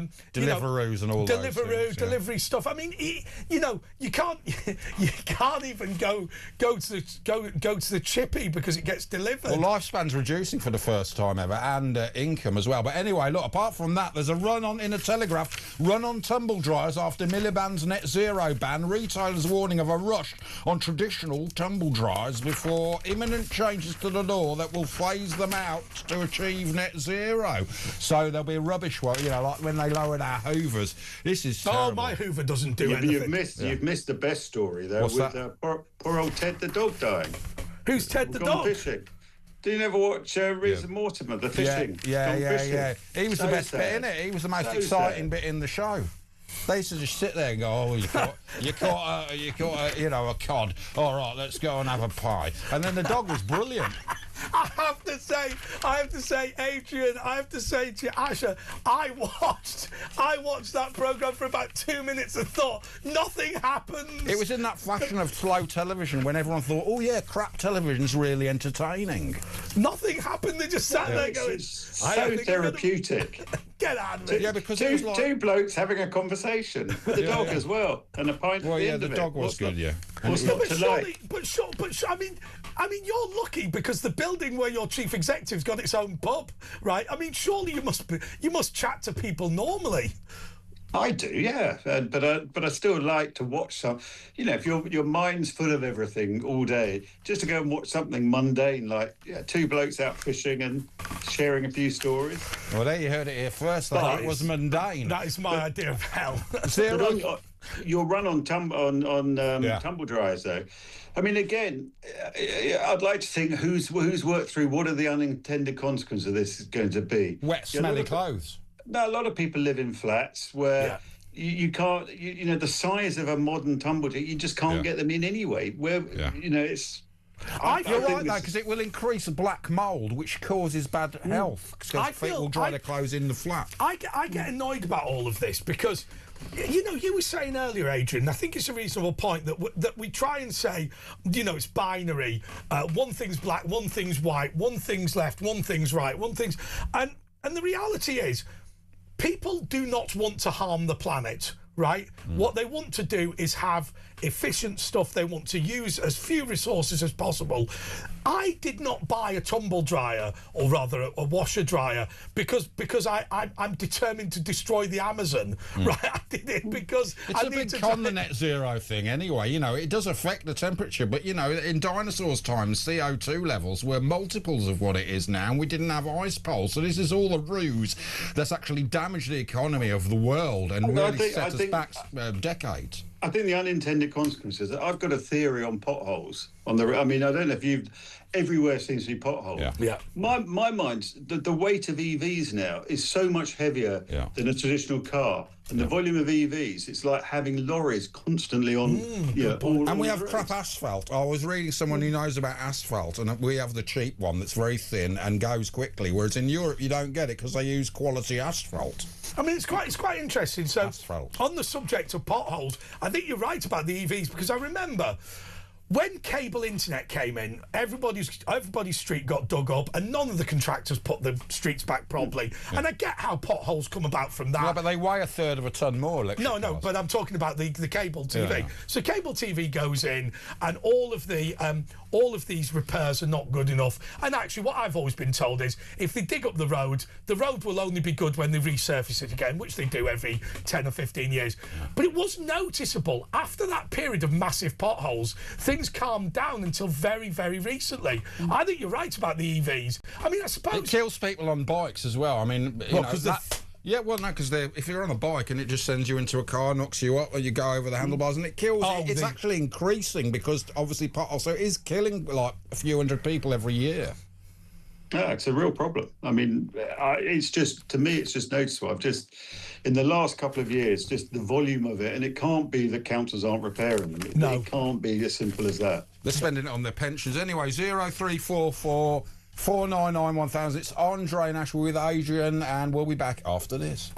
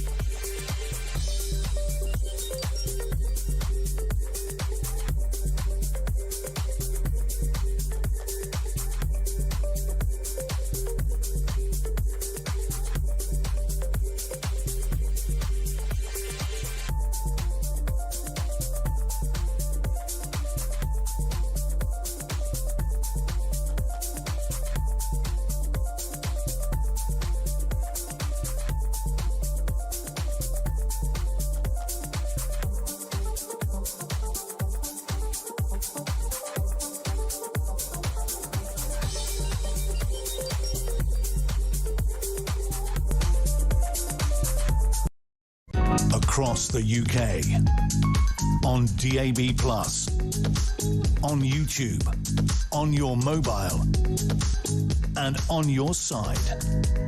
This is Talk. Okay, this is the press preview with Andre Walker, Asher Gould and Adrian Marsh. Adrian, are we celebrating tonight? Because the Times front page, which we don't have with us, is reporting obviously what Donald Trump said, that whiskey tariffs will be reduced for Americans. So finally, those of you that go on holiday in America won't have to drink that awful Jack Daniels. To celebrate the King's visit. To celebrate the King's visit.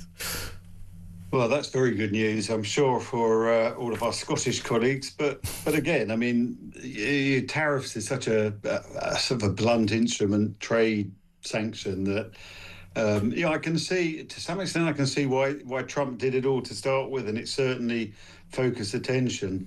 But it was always going to be, changed, softened, moved. and Scotch whisky. I mean, it would have been pretty crippling on the industry, having the amount of supply that would have gone to the States all of a sudden cut. But anything to do with trade friction's not helpful. Just a matter of interest. Opinion. Just a matter of interest. We've brought you in as Grand Secretary of English Freemasonry. But what were you professionally? Because you said that you'd done business in Iran. Are you in the oil business? No. So I was a finance director. So I was finance director of a paper and packaging FTSE 100 company for prior 10 years. Wernham Hogg. Wernham Hogg, yeah, exactly. No, a company called DS Smith that got bought a couple of years ago. Well, by Chinese? No, by Americans, interesting enough. International paper, who've now decided they're going to split it off again. Well, we've got the Times on screen, but just another sort of being as you're in business, or were in business, inflation could hit 6% over Iran, warns bank chief. They're going to blame Iran, aren't they? But our economy's going through, they're going to use this as the excuse. Inflation could surge past 6% if the war in the Middle East triggers a prolonged energy price shock, the Bank of England has warned. Yeah, I mean, if you look at the cost burden that's having to be taken by the retail sector at the moment, and it's not just oil and energy. Oil and energy, actually, I think even last week, the last Iran conflict tanker came into the UK. So we've actually haven't had a supply issue yet. Obviously, forward prices have changed, but the cost inflation we're getting is the minimum wage. It's additional taxes like the plastic tax, like the net zero stuff. Yeah, all of these things are just massively adding a brake on industry and growth. And you're having inflation and no productivity. Yeah. In terms of the minimum wage, I mean, I've heard two things about the minimum wage. I mean, on the one hand, I think we've got a real problem in this country because there are some areas where money goes a lot further than others. So, I mean, if you're on, say, 40 grand a year in parts of Northern Ireland, you're going to be in a really good position. If you're on 40 grand a year in London, you're going to be comparatively poor. I'm not saying that nobody lives on less than that. Of course they do. But without welfare. But it just strikes me that are we right in saying that certainly for younger people, the minimum wage has been prohibitive for jobs? It certainly can be. Again, back to unintended consequences, because if you're having to take on people on a minimum wage and it's escalating, versus having someone you've existingly got there, you're not going to be hiring. Unemployment laws haven't helped, from no-brainer, Rayner, and of course AI's on the horizon. There's a lot of white-collar jobs where the first lot of lawyers, they don't need them anymore. They can do it on AI. Although we do all agree with that when it comes to lawyers. Yeah. But no, I mean, anything on industry that acts as a constraint and a bureaucracy and a red tape and puts the cost in, one always looks at alternatives. Well, why would you set up a business in this country? You certainly wouldn't set up industry because we pay 5 times the energy of the States. Why would you set up any business? Because it's all against you. And is that just because they're in the pockets of the WEF and corporatism? I think there's a big issue. I don't think companies are being set up in the UK in the same way, maybe on tech. But your point on energy, I mean, in the manufacturing sector in the UK, our energy costs are materially higher than the rest of Europe. Materially higher. By multiples. So you're already at a disadvantage. Yeah, you can't compete, basically. It just worries me because, I just think... And I appreciate you're in a non-political role, but it just strikes me that whichever political party is in... when I was a kid, there was it was the 80s, but there was a can-do attitude. I mean, I think the loads of money thing took it a bit too far, and I appreciate that. But now I feel like we're not a country of shopkeepers. We're a country of government inspectors, and everything you try and do is just more difficult than it would have been 20 years ago. And it's just that death of 1,000 cuts. Yeah, and you look at, I mean, on the newspapers, you look at the Metro, the May Day for landlords. So again, because there would have been a few issues of poor landlords in the country, it wouldn't have been the majority. There's now legislation that's going to make it phenomenally more difficult for the majority. So I was and that's actually putting the price of rent up because landlords, like you say, and by the way, just to be clear, the law that Adrian's talking about comes in 19 minutes' time, and what it will mean the is Renters' Right Act. Yeah. So basically, what the practical implication of this will be that if you do not pay your rent, it's going to be virtually impossible to remove you, because they say, well, you can only be thrown out under circumstances where you've done damage to property or you've not paid the rent, or if the owner wants to move in their family or they want to sell it. But the big problem is it's very hard to shift people without a no-fault eviction, because what happens is you can go to court and oppose it, and what you do is, and I'm not suggesting you do it, but you can, from midnight tonight, you can not pay your rent, and when you go to court, you can start paying again, and the whole court case will reset. Yep, and you can move out with minimum notice. So if a landlord's got financial commitments. So I was talking, I think yesterday or the day before actually, to a group of people that they're all selling the rental properties that they own. They invested them, in lieu of putting money into a pension or whatever, to provide for retirement. And now there's just no point. It's very punitive. Like if you are on the landlord's register, £7,000 fine. If your EPC certificates are not right, 2 years refund of rent. You're talking £30,000-40,000. Anything slightly wrong, and it's like very punitive. It's like no wonder people want to get out, and that's going to cause the rise in. But what they want is, Ash, and you talked about this when it came to farmland. They want big corporations in, don't they? Well, the farmland ties in with the AI. You could already run a farm with AI stuff and equipment. So basically, these big corporate, we saw Bill Gates,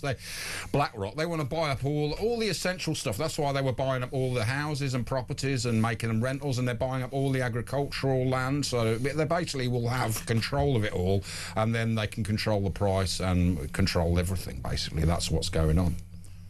But certainly on the property side, it will end up as just significant large owners, and the point is, again, of course there would have been poor landlords, of course there would have been, but I doubt that was the majority. It would have been a minority. So you've now got legislation that's punitive for the majority, that's making that will only, as you say, only increase pricing. Yeah. It will have to, and it will, with people coming out, it will reduce potential inventory.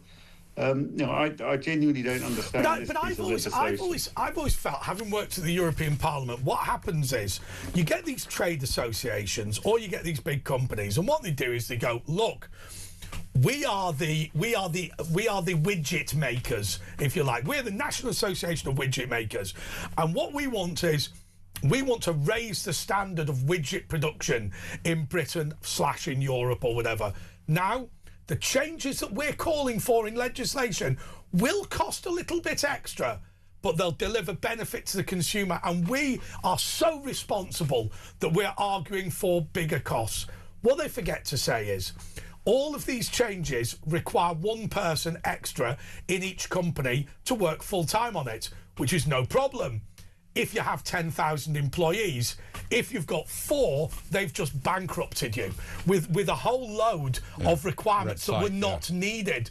I remember speaking to Lance Foreman of Foreman and Field, the salmon smokers, and what he said was, he said, look, the reality is, if you wanted to set up a salmon smoking business, and I appreciate this is just one example, in the UK now, you could not do it as an independent person because of all the regulations have come in, have kicked away the ladder of opportunity, and you see it time and time again where people will attempt to bankrupt the little guy.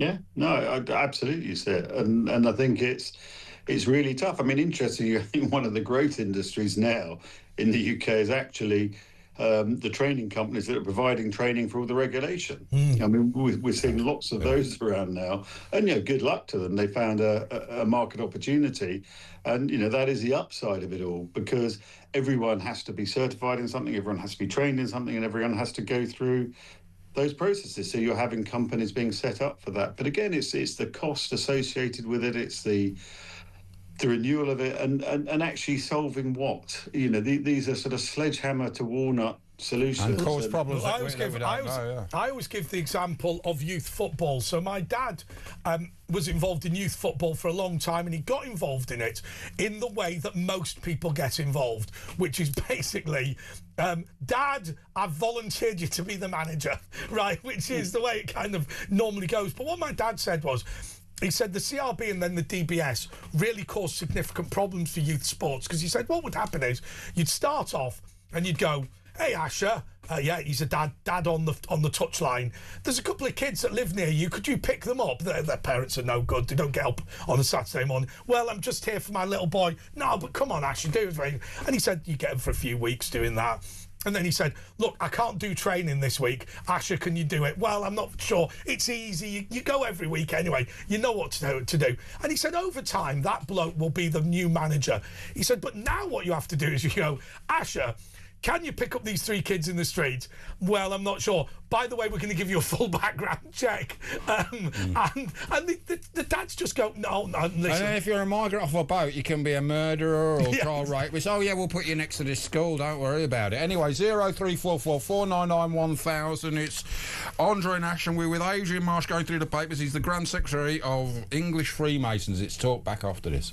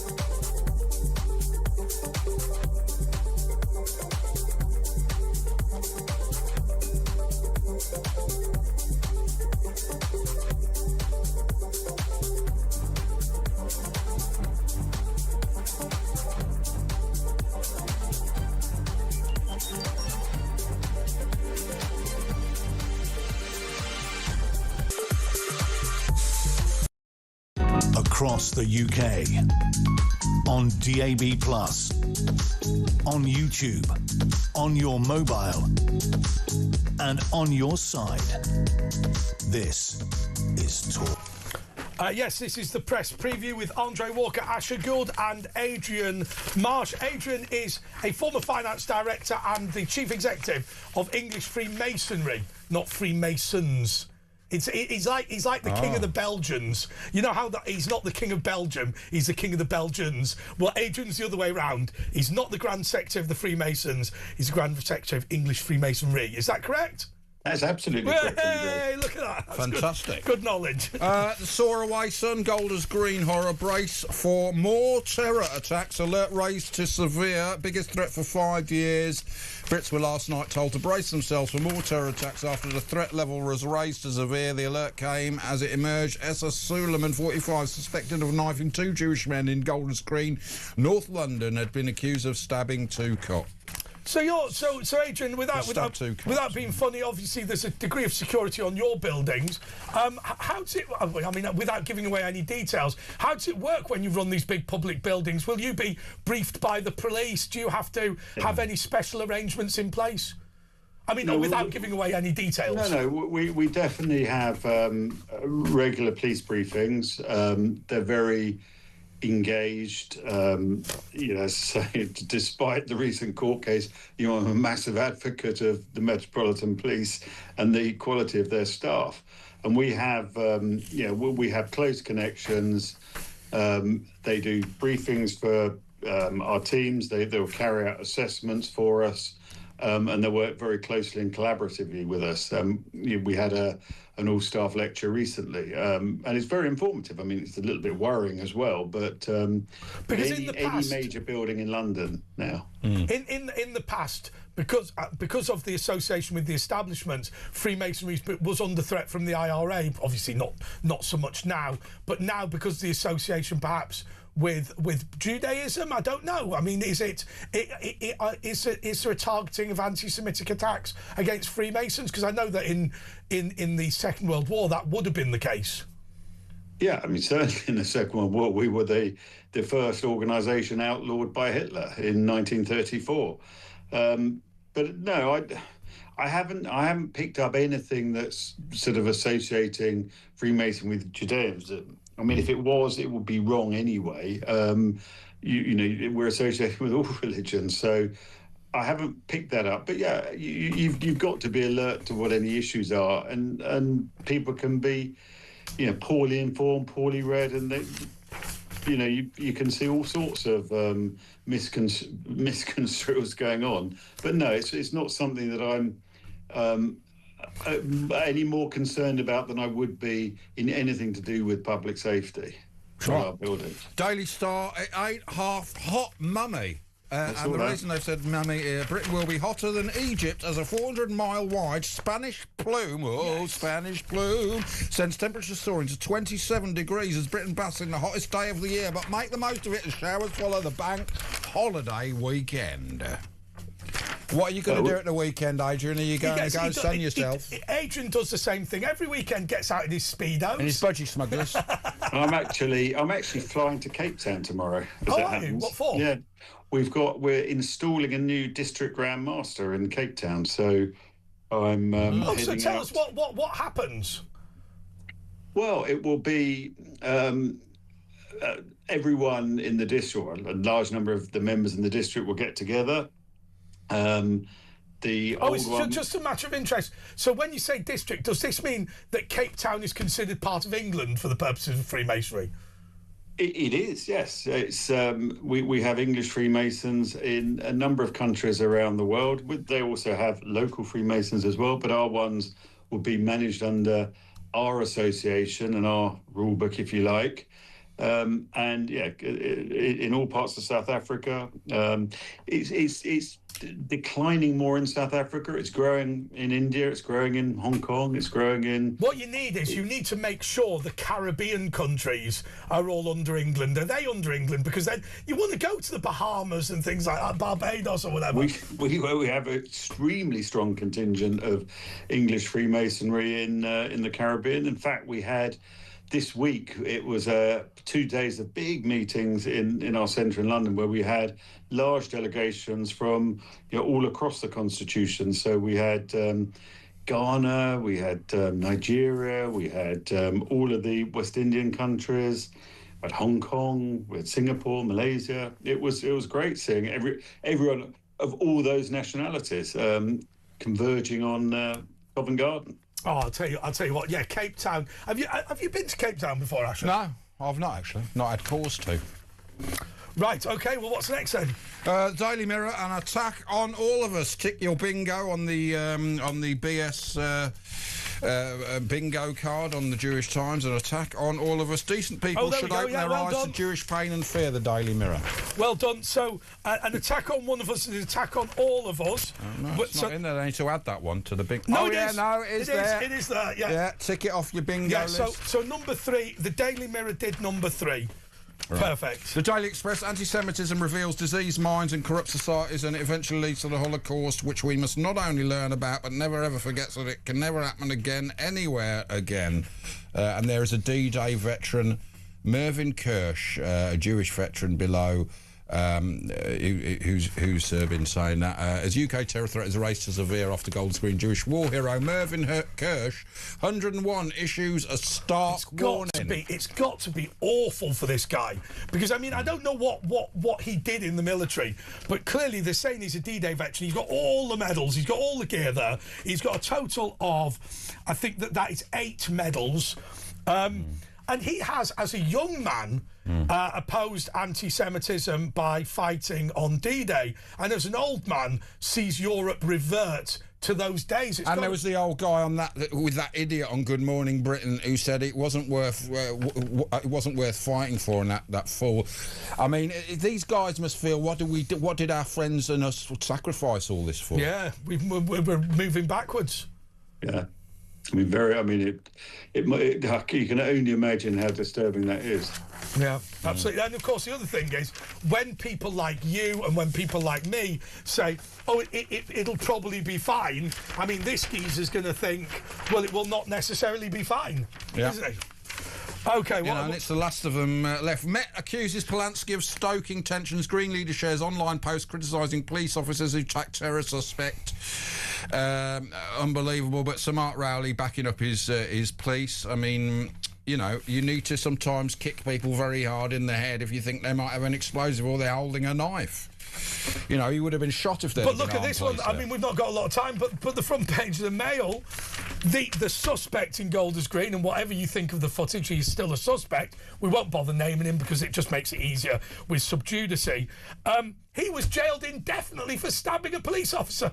Indefinitely. Wasn't it 2 or something? I read 2 in some other work. 1's bad enough anyway. Yeah, 2 men. Oh, right. Stuff. No, okay. 2 men in Golders Green. Unbelievable. The fact that this man was supposed to have been jailed indefinitely, and then he ends up potentially having been out on the street. But see, my argument is this: we don't want to predetermine the court, but even if he's not the right suspect or whatever, the fact that he was jailed indefinitely for stabbing a police officer means he should still be in prison if that was only a couple of years ago. No, of course it is. Anyway, we're coming to the end of the show. If you're listening in the morning, don't forget Mark Dolan is coming up after us. So, thanks, guys, and what a great show it was from Andre and Ash. Much better than what my show's going to be any second. But make sure you do join me. I'll be right back after the latest news from talkTV News Towers. Oh, anyway, yes. We're still here if you're not listening in the morning. OK, so if you are listening on Thursday night, we've just got a couple of moments longer with Adrian Marsh. And my question to you, Adrian, as Grand Secretary of English Freemasonry, is are you positive or negative about the future of this country? In 30 seconds, please. Look, I'm always positive, Andre, so I'm positive but very fearful as well at the same time. So I think, I think the people that I spend time with, I think are good. We're all looking to do the right things, but there's a lot of issues out there, right? OK, well, enjoy your time in Cape Town. That's Adrian Marsh, who is positively fearful. The Grand Secretary of English Freemasons. It's going to be all about your calls. Thanks for that, Adrian. It's going to be all about your calls after the news. 03444 99 1000 and a guest from America talking about the state visit. Back after this.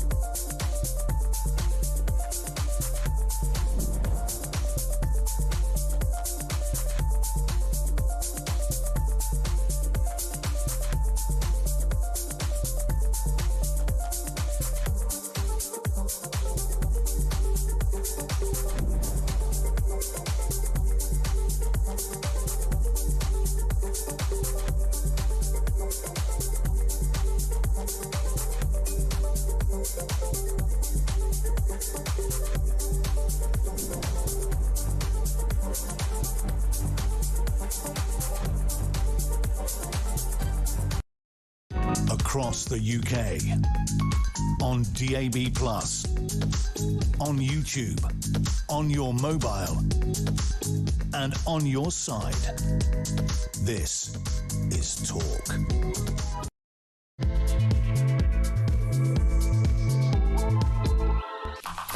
Okay, this is The Late Show with Andre Walker and Asher Gould, and I guess let's get straight into it. This week, I'm just pretending to read from the screen, but I'll do the script myself. I'm joking. This week, we saw the state visit of King Charles III and Queen Camilla. Obviously, it was a series of meetings. One of the big ones, of course, was the joint address of Congress, and indeed there was the state banquet. State banquet, as always in the United States of America, was completely rubbish because they haven't got a big enough ballroom. But we can talk a little bit about how they're going to correct that and indeed mitigate the fact that there was an attack at the White House Correspondents' Dinner and all of that with Stephen Kent, who is a US Conservative columnist. I just want to ask you this, Stephen, before we start, about this White House Correspondents' Dinner. You know, why on earth these big state banquets are not in the White House? I mean, it beggars belief that this ballroom has not been built before. I will say one thing. The White House is one of the smallest executive residences in the world. Buckingham Palace is 17 times the size of the White House. But But the fact that they have to erect marquees for state banquets or have it in that tiny room where they can only seat 200 is just crazy. Yeah, this is the American way. I think it would align with our character, I think, to say that we are a little bit averse to engage in pageantry. We have a complicated relationship with the idea of aristocracy. We don't build big buildings for hosting events. What do you mean? America's all about building bigger and better, man. You know, this is something we're uneasy with. Yeah. But it is actually uneasy with admitting to. Yeah.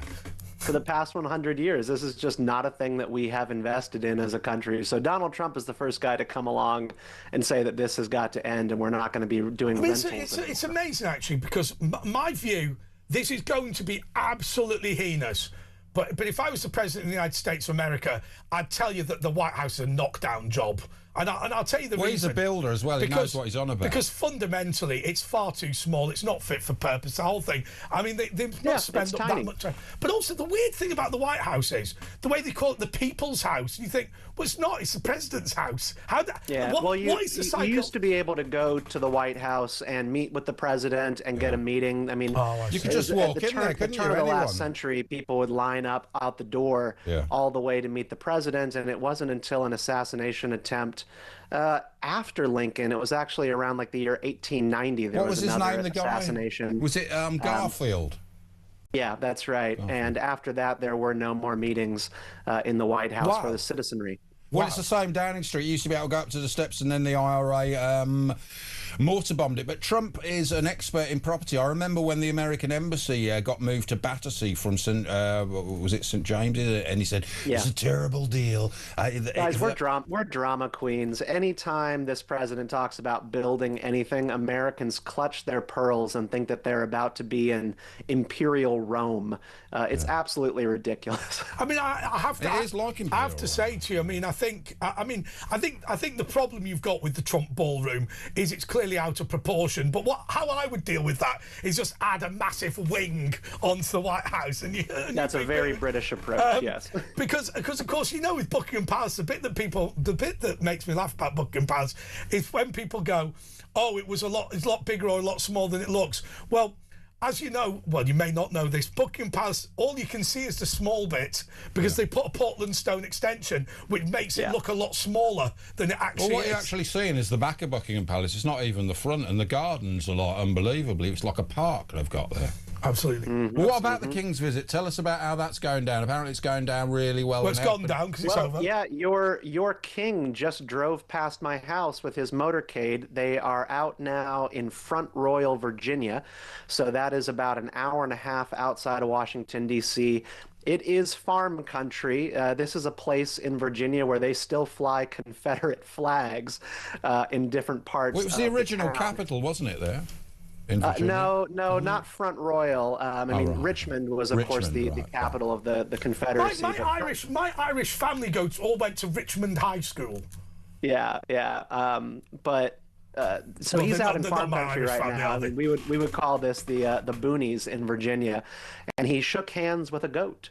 So I think he's getting a very good experience. Well, he here. talks to plants as well, so he's got a history. But I there. thought the state He is a visit was plant over. whisperer. Is it the Trump bit is over, and now he will do other things? That's right. He's doing an American block party, so hopefully he will be getting a hot dog like the Royals did when they came to the United States. What's an American right block after World party? Is War that II. where they sit on the steps like in the Blues Brothers, and he'll sit there and have a sort of jam session or something? I'm having a hot dog. It's a rather nice one. Sitting on the steps with the Hot guys. dog and some kid in blue jeans and a wife beater shirt throw something at you and say they don't care if you're the king. That would And be one Front of Royal those Virginia. red plastic cups.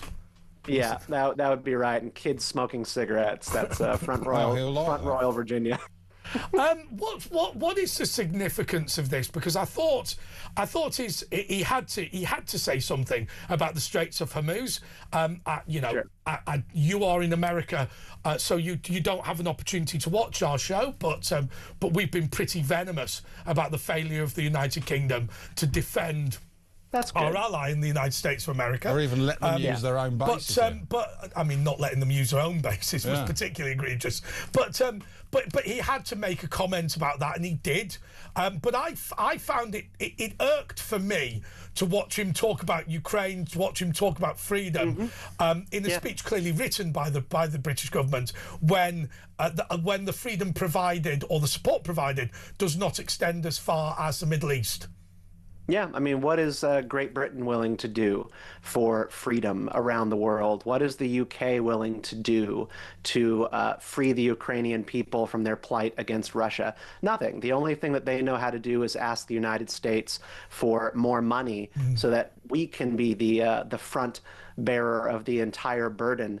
And then he comes here to lecture us in our Congress about how we need to be a better leader. How about the United Kingdom stop committing cultural suicide on the national or the international stage and be of use to the world?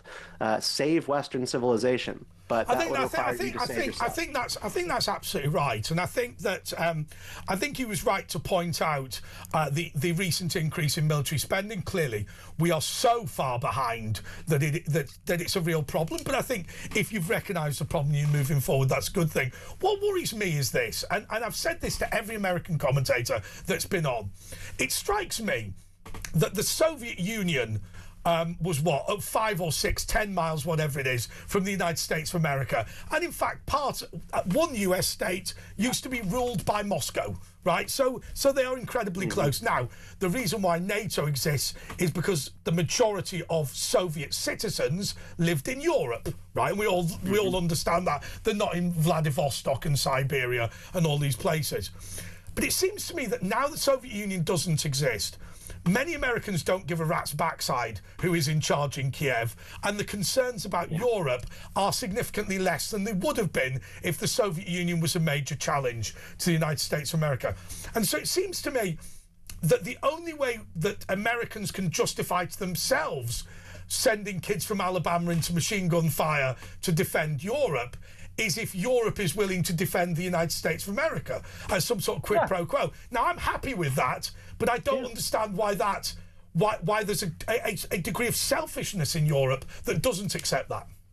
Yeah, I mean, the United States is second to none in wanting something for nothing. I mean, our people also do not tend to have a stomach for what it takes to be a global hegemon, to actually lead the world in power. But, it's what we have to do. Donald Trump is a guy who understands how this actually works. I think Americans, and I think you can look to the 20th century for examples of this, they expect Europe to be engaged in its own problems first before we get involved. Like, I don't see any European countries putting people on the front lines to help Ukraine. If that were happening and then the American boots on the ground were needed, I think Americans would largely support it. But we're not going to be the first ones in there. We are the backup force for European problems, and I think that is the appropriate way to do it. Well, do you think that's going to change? I mean, Trump's already threatening to withdraw from NATO, and today I heard that he's saying he's going to move a load of American troops out of Germany to other parts of Europe that are more allied to America. You know, I feel like it's bluster, but, you know, Marco Rubio does seem to be pretty serious about this, our Secretary of State. So I think it's bluster, but I'm open to being surprised. I'd like to see Donald Trump notify NATO that he's leaving. And I'll tell you why, because I think, so first of all, you can't just leave. You have to notify, and then there's a year cooling off period to negotiate, i.e. be begged to stay. And I actually think begging the United States of America to stay would be quite a good thing, because then America would say, look, we are the predominant superpower in the world. We want to remain the predominant superpower in the world. Ergo, we don't actually want NATO to fail. So that's point number one. Our fear is that NATO is a failure because of you lot. And here are the reasons we believe it's a failure. We don't have, in our view, a strategic interest in preventing Russia in Ukraine, though we're not great lovers of Vladimir Putin, but we're not massively bothered. But we're willing to go along with that. But what you are doing is emptying all of your equipment reserves into Ukraine and then doing nothing to support us, or indeed support yourselves, should there be a wider European war. I think that's a reasonable comment, right? No, I think that is absolutely reasonable. And, you know, the liberal democracies of the West, they have to actually model that they have some bite to them, that they are willing to fight for things. I mean, we went through this in the years after World War I. It is in Winston Churchill's book, The Gathering Storm, that the weakness of Western liberal democracies, we just generally do not prefer war. We do not like the idea of conquest and violence. But there are people who do. There are people who do prefer those things. Vladimir Putin is one of those people. China is one of those countries. They are waiting, and we need to show. They never really had a war, have they, China? We need to be shoulder to shoulder in this to show them that they will not be able to push through. But the cultural suicide of Europe and the UK, I mean, it is everything from energy. It is the military situation with the lack of armaments and actual defensive capabilities. It's your immigration situation. And so the Trump administration looks at all of this and goes, these are not serious allies. I think he likes the UAE better than Europe, because the UAE is proud of themselves. Well, they were dangerous allies, because if we become an Islamic state, we're then a nuclear-powered Islamic state. You're going to become an Islamic state. Really? Tell us why you think that's definite. Well, I mean, the Muslim Council of Britain, they projected that in 2001, there were about 1.6 million Muslims in the country. Today, that is 4 million. And a more chilling statistic, just in terms of the rapid growth of the Muslim population in the UK, is that nearly 10% of children under 5 in England and Wales are Muslim. I want to say that again. Nearly 10% of children under 5 in your country are Muslim, which means that they are actually having children where Britons are not. And if you fast forward a couple of decades, you're going to be outnumbered. Your country is absolutely. And what I find extremely frustrating about that is the way that we have brought uncontrolled immigration to this country because of the numbers of abortions that are taking place. But equally, we are also we're also in a position where younger people don't want to have children, British people, because of the amount of benefits they're paying to all the migrants that are coming into the country in order to have children. And so it might not be a deliberate replacement, but it is something where it's our own policies which have put us in this position. I sort of reject the conspiracy of like the great replacement, like it's sort of being foisted upon everybody. It's just cultural morale. There are societies that are proud of themselves and want to have children and reproduce and spread themselves across the world, and there are others who don't. And America is one of the countries who really does not. Just like Britain, everybody in the West is dealing with this. And I think something that I've heard, people like Tucker Carlson say is it's remarkable that after World War II, the victors are all now the conquered. We all. Well, that's because of the Marshall Plan, isn't it? We lost the Great War. Well, we were bankrupted from it, and Germany were rebuilt up, weren't they? That's where the problem. What about? I mean, have you met Nigel Farage? What if he gets into power? If there's a change of government, which there could well be, it's looking like there will be. If there's a change in government, can things change like Trump changed things in the States? I mean, you're gonna have to get out of the Human Rights Convention that is keeping a legal stranglehold on your ability to handle the immigration situation and police your own borders from the small boats coming in. I mean, you tell me. I don't know that much about what Nigel Farage would actually be able to do. Prime ministers seem to come and go within a year or less. I think the actual so I don't know how much change he can affect in the limited amount of time politicians can hold on in London. I think the answer to that is actually rooted in the United States of America, because if we've got any strength here, it's the Brexiteers and the America First people bouncing off each other, and I think that Nigel Farage, if he becomes Prime Minister, will be Trump 2, not Trump 1. Because basically there was no Trump 2 before Trump 2 came along. I know that's a truistic comment, but what we've done in the past, we've all gone in and we've said, right, let's sort things out. Actually, that central concept of there has been an enormous amount of vandalism. This vandalism is deliberate, and the problems are catastrophic. I think what will happen if Farage comes in, point number one, abolition of the Supreme Court. Point number 2, abolition of the Quangos. Point number 3, reduction in executive agencies. Point number 4, some form of military rearmament. Point number 5, simplification of the tax code. Point number 6, a new deal between the king and the country. Point number 7, returning the House of Lords. Point number 8, the return of the Lord Chancellor. Do you see what I mean? Just day one. You've thought about this, yeah. And that's how you save a country. But again, I mean, we have our elections every 4 years, and our country is incredibly bipolar when it comes to our politics. I mean, I think Britain might be worse. It seems like prime ministers can't hold on but a couple of months sometimes. Well, so we have a uniparty. You could maybe do a couple of those bullet points before he's ousted and loses his coalition. Our big problem has been recently, and by the way, it's something we stole from you, so it's your fault.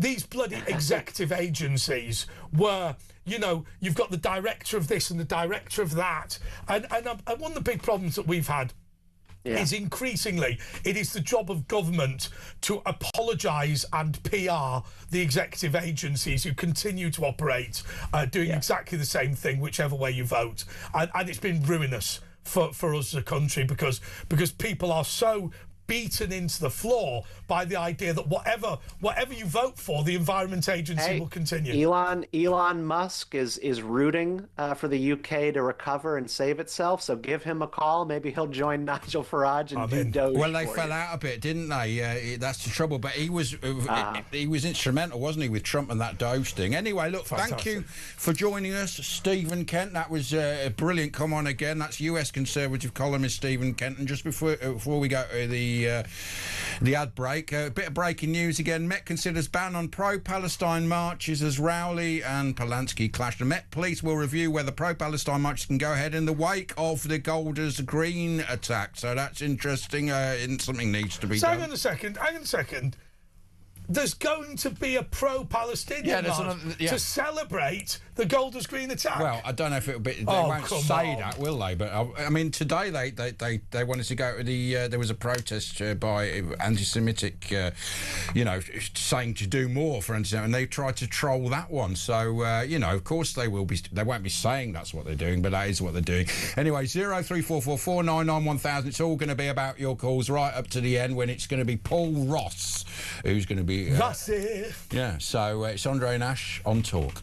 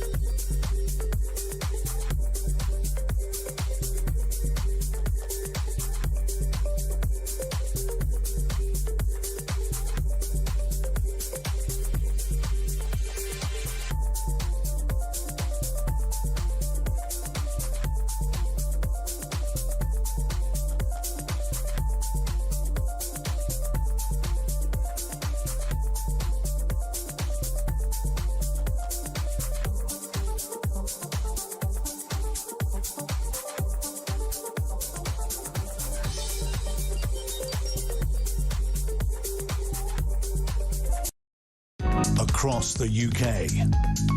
On DAB+, on YouTube, on your mobile, and on your side. This is Talk. Well, I guess we just get straight on with the calls. 03444991000. Mark is in London. Mark, you're on Talk. Good morning, guys. How you doing? All right, man. How are you, Mark? Doing all right, big boy. No, I've got a bit of a sore throat. You sound good. Yeah. Yet again, another attack on Jews on the streets of this country. I'm sick to death of seeing, hearing about it. If I see a Jewish person in trouble, I'm going to be one of the first people there to help him. I wouldn't do that because the police will arrest you for using unreasonable force. Well, let's put it this way. At least there'll be something they'll be worth arresting me for. I've been in touch with my local synagogue and so and offered my services. What area do you live in of London? I live in Putney. Oh, yeah. I mean, actually, that must be quite... I mean, whilst that must be a bit weird, it must be quite reassuring. What, living in Putney? When some geezer phones up and goes, if you need any help protecting the synagogue, I'll be right there, mate. What did they say? I'm waiting to hear back from them. Because, I mean, they're going to be slightly bemused, aren't they? But I bet they appreciate it. Well, whether they do appreciate it or not, I'm willing to offer. I'll put my life on the line for a Jewish. I've got Orthodox Jewish friends who live in Ilford. I'm just fed up with it. The Jews cause no problems in this country. Correct. Whenever you hear of problems in this country, it all relates to Islam. Let me just ask you this: what about the Jewish News front page bullshit bingo? And just to remind people who've just got in, just come on. Jewish News is running this. They've come up with 1, 2, 3, 4. They've come up with 8 phrases that you've got to look out for in the next couple of days. I'll read platitudes. all 8. I'll read all 8. This is not who we are as a country. We stand with the Jewish community. An attack on one of us is an attack on all of us. Hate has no place in British society. We must choose unity at a time like this. Our thoughts and prayers are with you. This horrific act has no justification. Our hearts go out to the victims and family. I think Jewish News are absolutely right to call out the people who say this garbage. Well, to be honest, I think Starmer is getting in touch with the newspaper to call House because he's got a full house on that. Yes. But it's a good thing they've done because they've put them on. Now they can't use these stupid phrases because they look like idiots. I mean, bear in mind, the front page of the Mirror is actually point number 3, an attack on all of us. Yeah, which is what the PM said, of course. Yeah, it's the same old crap every time. What we need to say... The thing is, if you say one thing against Islam or against Muslims or anything like that, the government and the police will come down on you. What we have to say, you know what? we have to state a simple fact. The reason for the growth in anti-Semitism is the growth in uncontrolled immigration. I remember I sent a Freedom of Information request to Metropolitan Police and I asked them why homophobic hate crime was decreasing in the capital but increasing specifically in Tower Hamlets. And they said they don't know the answer to that question. So I said, what is the religion of the suspects of these homophobic hate crimes? And they said, we don't record the religion. I said, what is the ethnicity? They said, we do not record the ethnicity. And I said, of those arrested, how many people had the following in their names?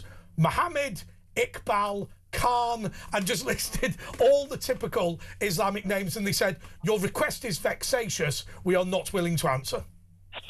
The other thing, that pro-Palestinian mosque, they should never have gone ahead. No. Never. Yeah, well, they were violent, and they were officially violent because the police actually said you're visibly Jewish, therefore saying that they would turn violent, and that's the reason that they can legally ban them. Anyway, thanks, Mark. Let's go to Mandy in North London. All right, Mandy.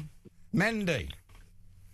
Hi, thanks so much for having me on here. I 100% agree with the previous person who said that we don't need all these 8 phrases, and I think that it's disgusting and absurd that we're coming up with 8 phrases here.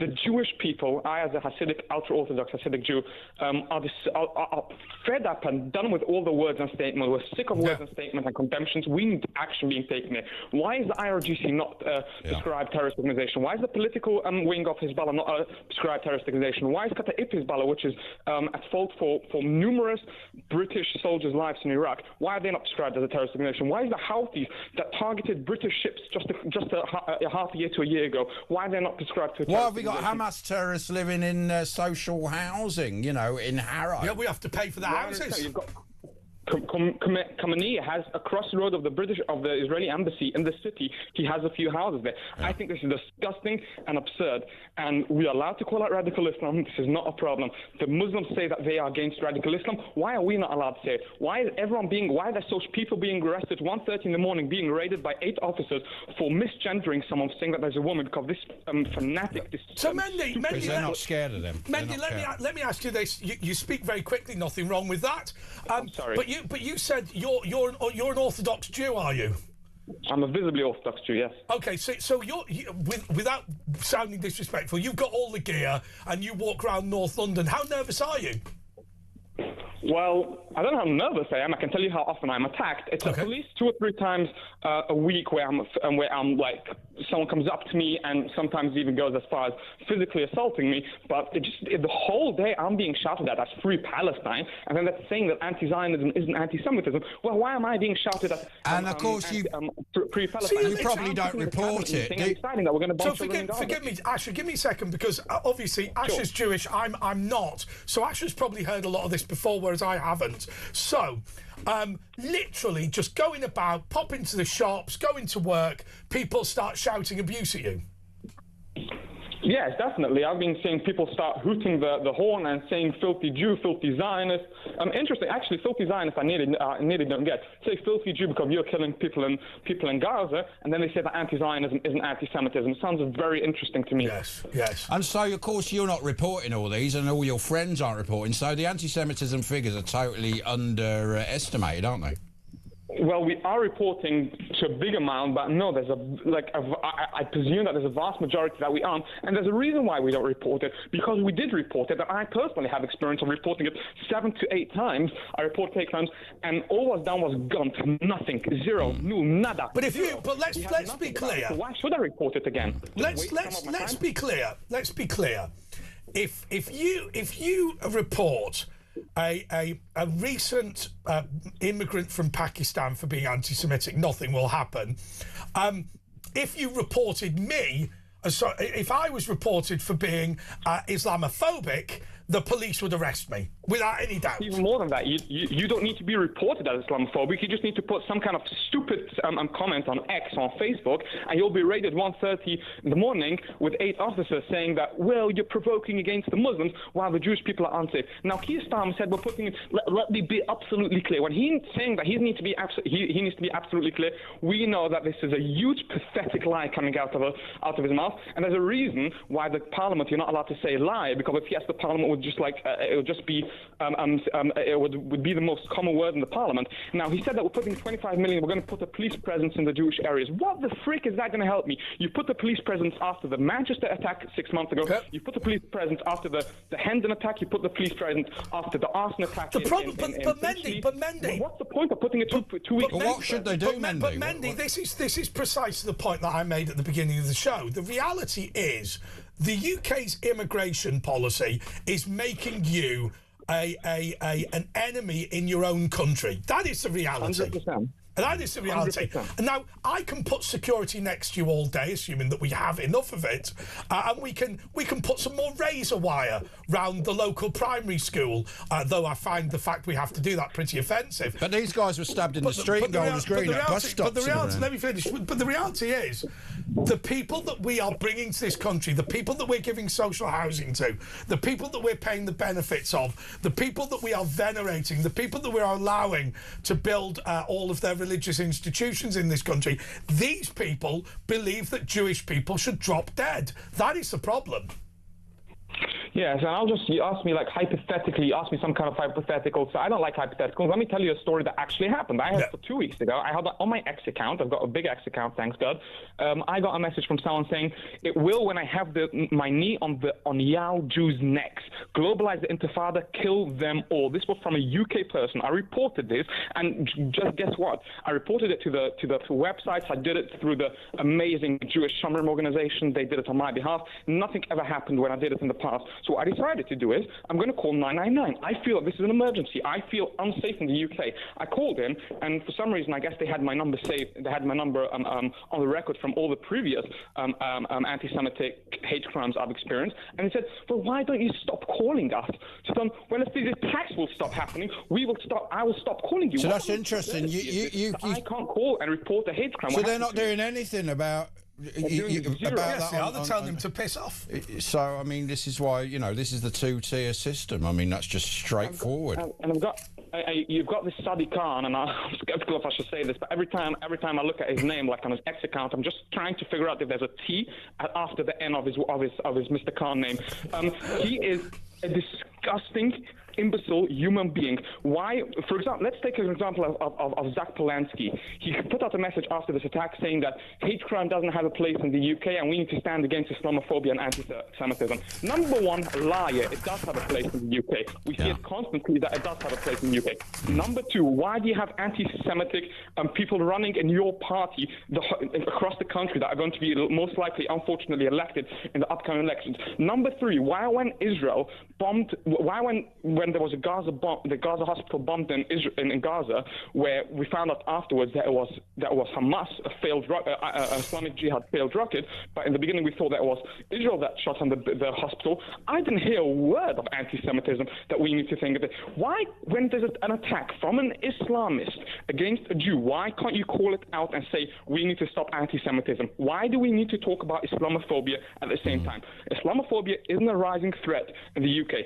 Tell me, when Bashar al-Assad butchered 750,000 of his own citizens in Syria, were there any rise of... No one batted an eyelid. No Jews, no news, Mendy. What about, Mendy, Exactly. let me ask you this about the other thing that I'm incredibly sceptical. I really appreciate you giving me the time.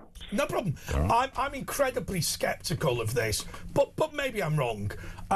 What about the rising threat of far-right extremism amongst Jewish people? Because we're told that the likes of Tommy Robinson are a danger to Jewish people. That's rubbish, isn't it? I find no evidence of that whatsoever. The Neil Pasuization... He's very pro-Jewish, people. But you know what I mean?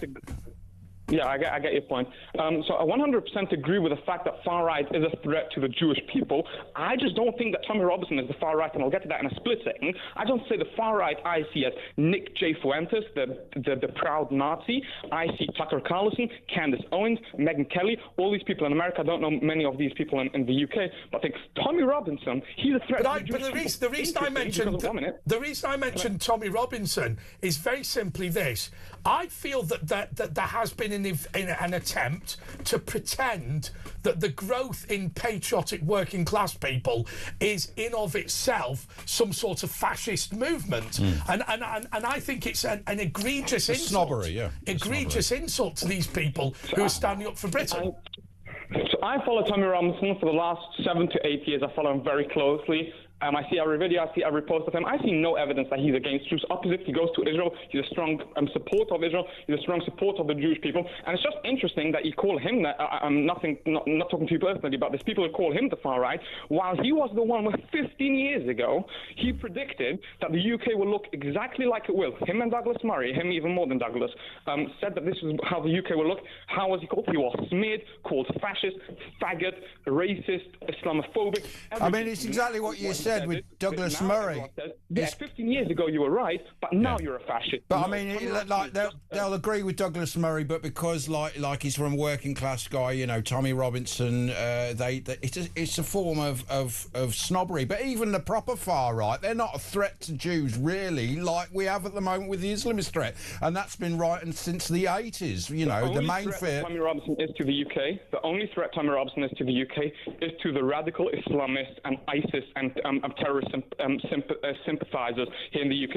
That's the only people Tommy Robinson is a threat to. Because Tommy Robinson is provoking against the Islam, not provoking, is going out against the radical Islam. Tommy Robinson has said that the UK will look like that, and I just hope that Rupert Lowe is going to be the next Prime Minister, although we see very low chances for that. Mendy, we do need to go to a break, but I want to thank you. But what I also want to say is we've had some messages in congratulating you. Sir in Belfast says, please do come on again, because and I will say from a personal note, it's really incredibly helpful at this difficult time to have someone who's visibly Jewish to tell us what's going on. Yeah, give us a ring another time. And where are you, in Golders Green or Hendon, that northwest London, are you, or Stamford? No, I'm in North London. I'm in Hackney. I'm in Stamford Hill sort of way, yeah. OK, thanks, Mendy. Yeah, well, give us a ring another time. 03444991000. He was brilliant. Anyway, we got Grace, Ken, Heather, Brian, and loads more. It's Talk back after this.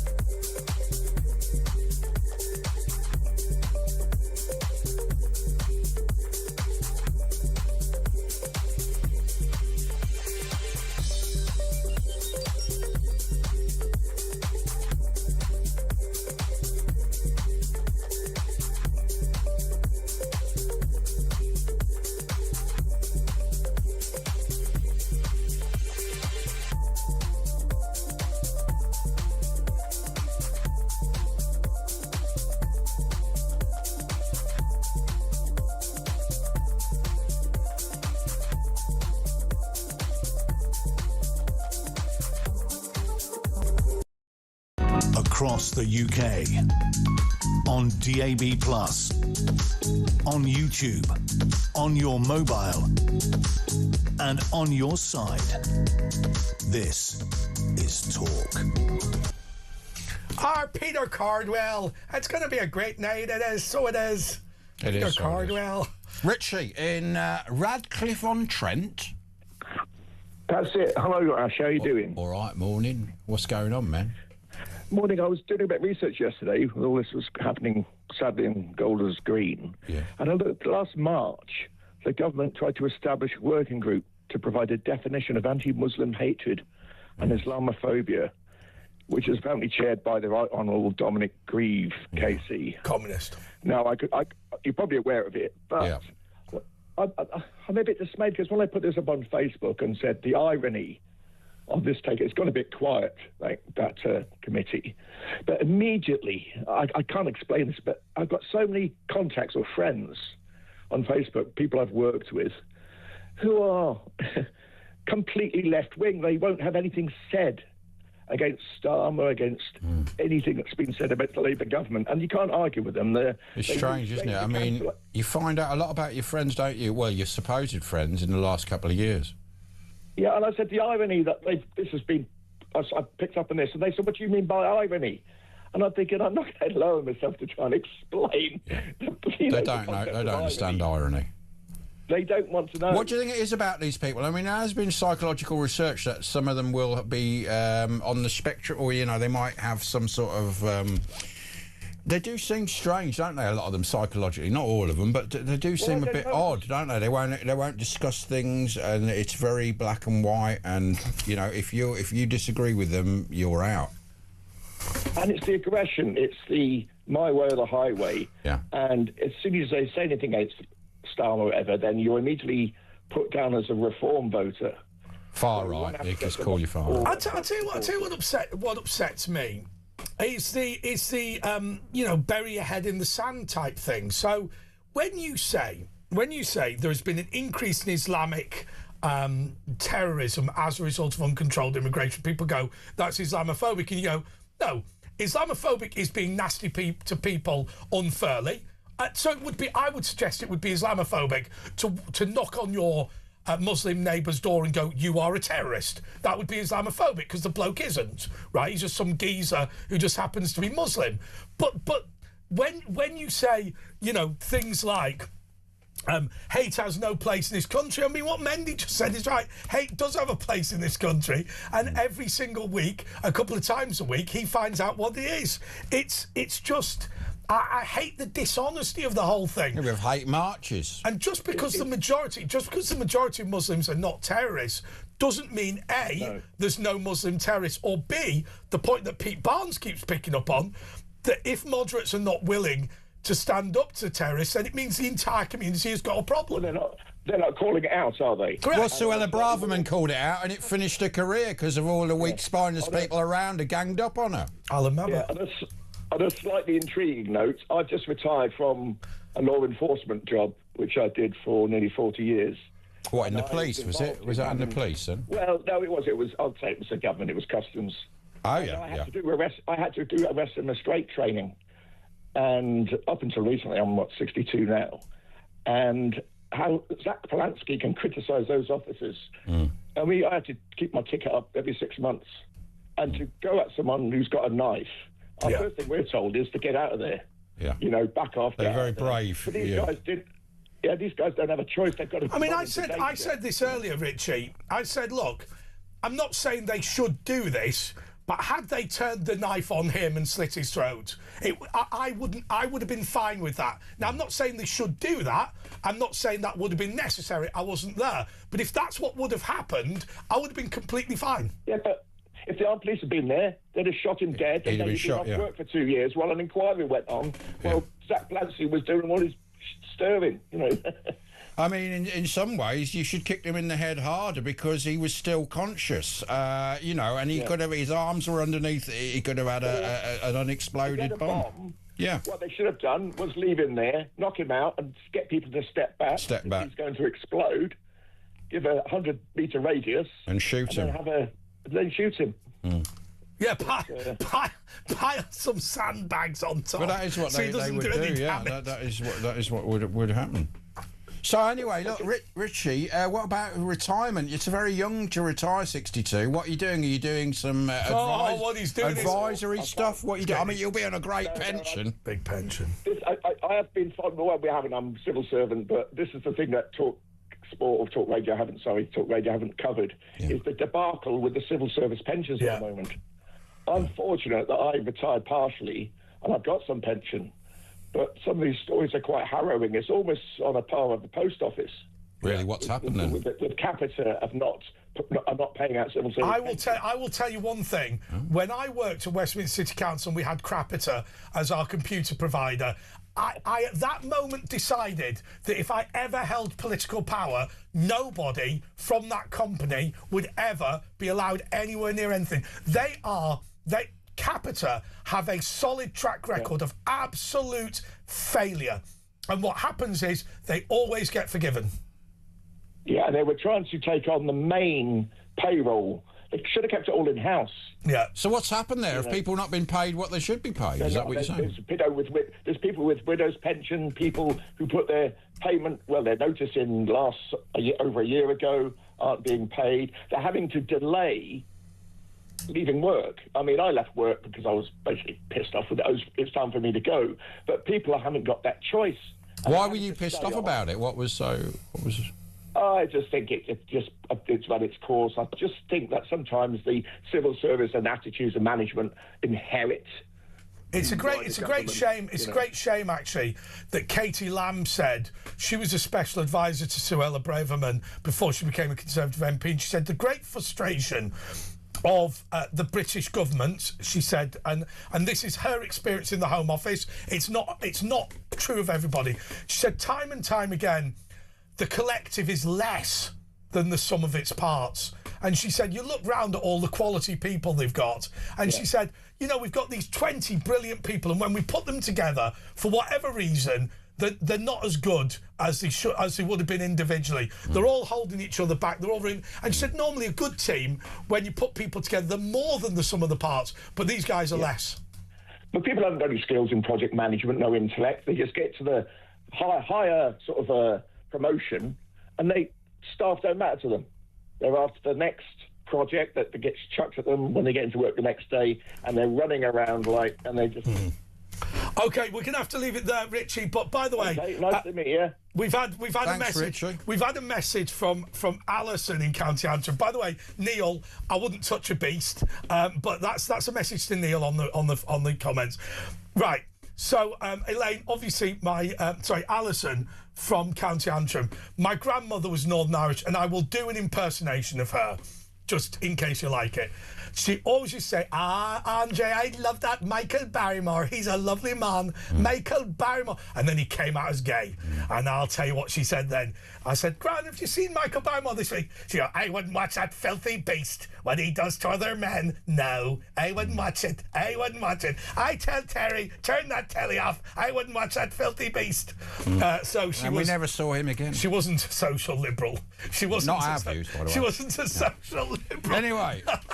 It's Andre and Ash. You want any more accents from Andre? He's here all night for the next 10 minutes anyway. King Charles. Thatcher. Margaret Thatcher, we do not want our British men to be fighting in the Middle East. Back after this.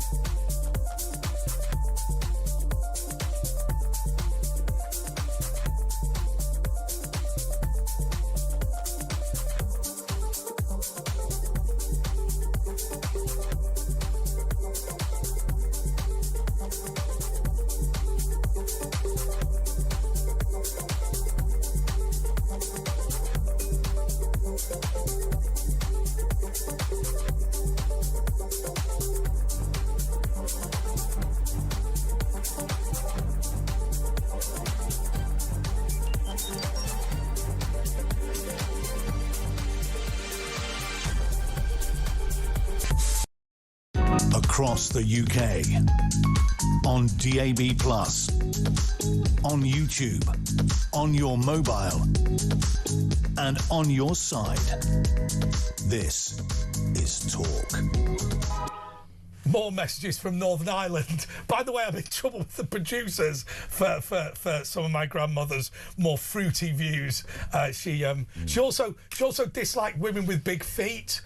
She once said to my uncle that he couldn't date a woman who had quote unquote mahogany legs because she had quite fat thighs.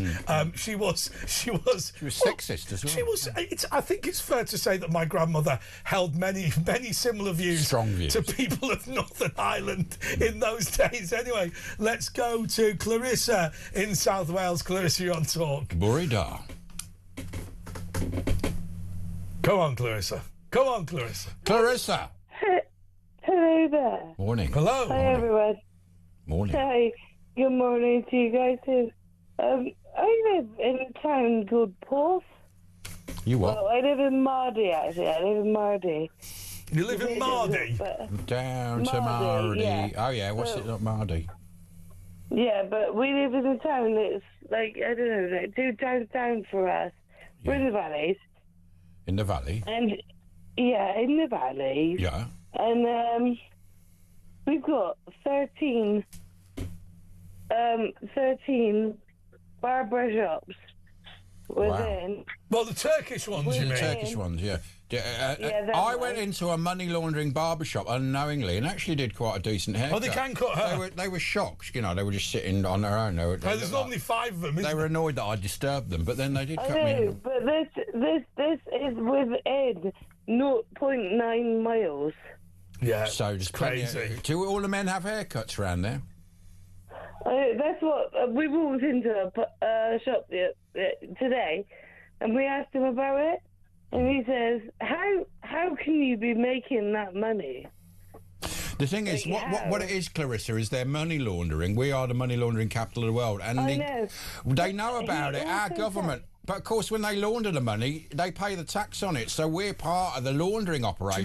We make billions from it, so they can't afford to shut these. Do you know what I do? What he also said is within the last 2-3 years, he used to see immigration go down that road once or twice every 2 years, and now it's every few weeks. Well, to be fair, at least they're doing the work. There's something Yeah, they're going doing on. work. Have you got any American candy shops? No. Or suitcase shops? There's a lot of these American candy shops. American candy shops are phoenixing, aren't they? Which is to say that they will open up the... but we have for every 14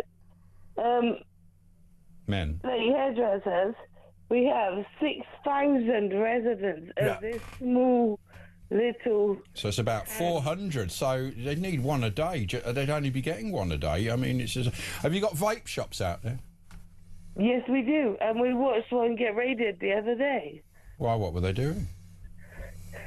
Dodgy vapes. Well, apparently they're still open, so maybe they didn't find exactly nothing. Well, Really there was a report on the news. I think it was BBC London today about the way that trading standards officers get attacked if they go into those vape shops because obviously they're criminal gangs. They are scared. Yeah. All right, Clarissa. Thank you so much. By the way, the candy shops are what's called phoenixing.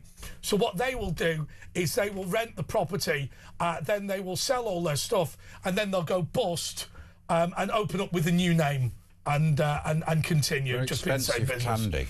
Okay, Cindy. Happy birthday, Cindy. Hi. Oh, how did you know it was my birthday? Well, Adam said it's your 75th, big one.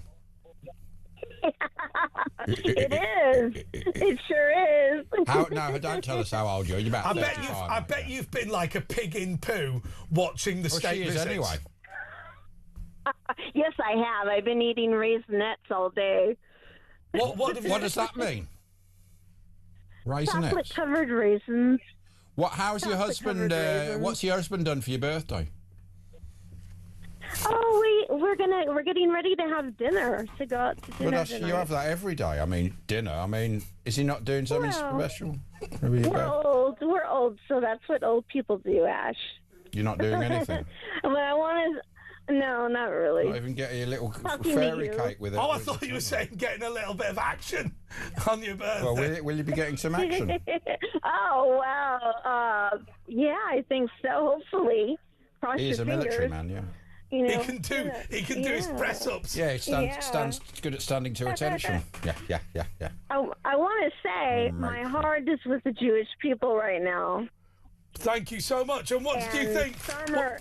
What do you think of Jewish news? Do you agree that this horrific act has no justification?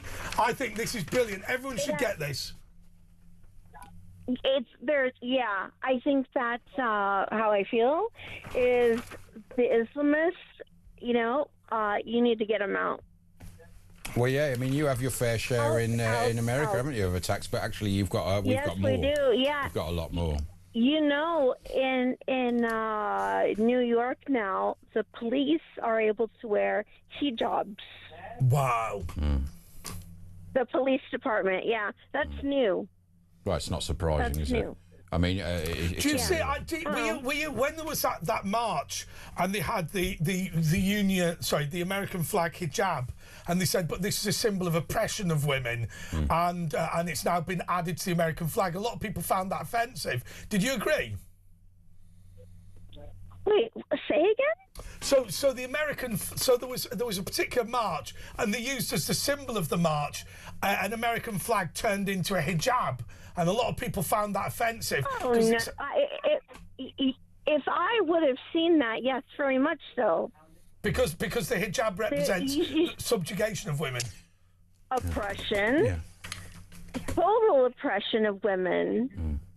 Yeah, I mean, New York is, like you say... there's no room for that. New York's going bankrupt because, of course, they're taxing the rich who are all fleeing, and they're increasing welfare. Businesses are now pulling out because they're bringing in these government stores, so actual commercial business with hundreds of stores are just leaving. So they're leaving all the millionaires are leaving. There'll be no tax base, and everyone's on benefits. You can see this is ending in, like, in the 70s when New York went bankrupt, and the American president said, you can go to hell, when they tried to ask them to get bailed out by the federal government.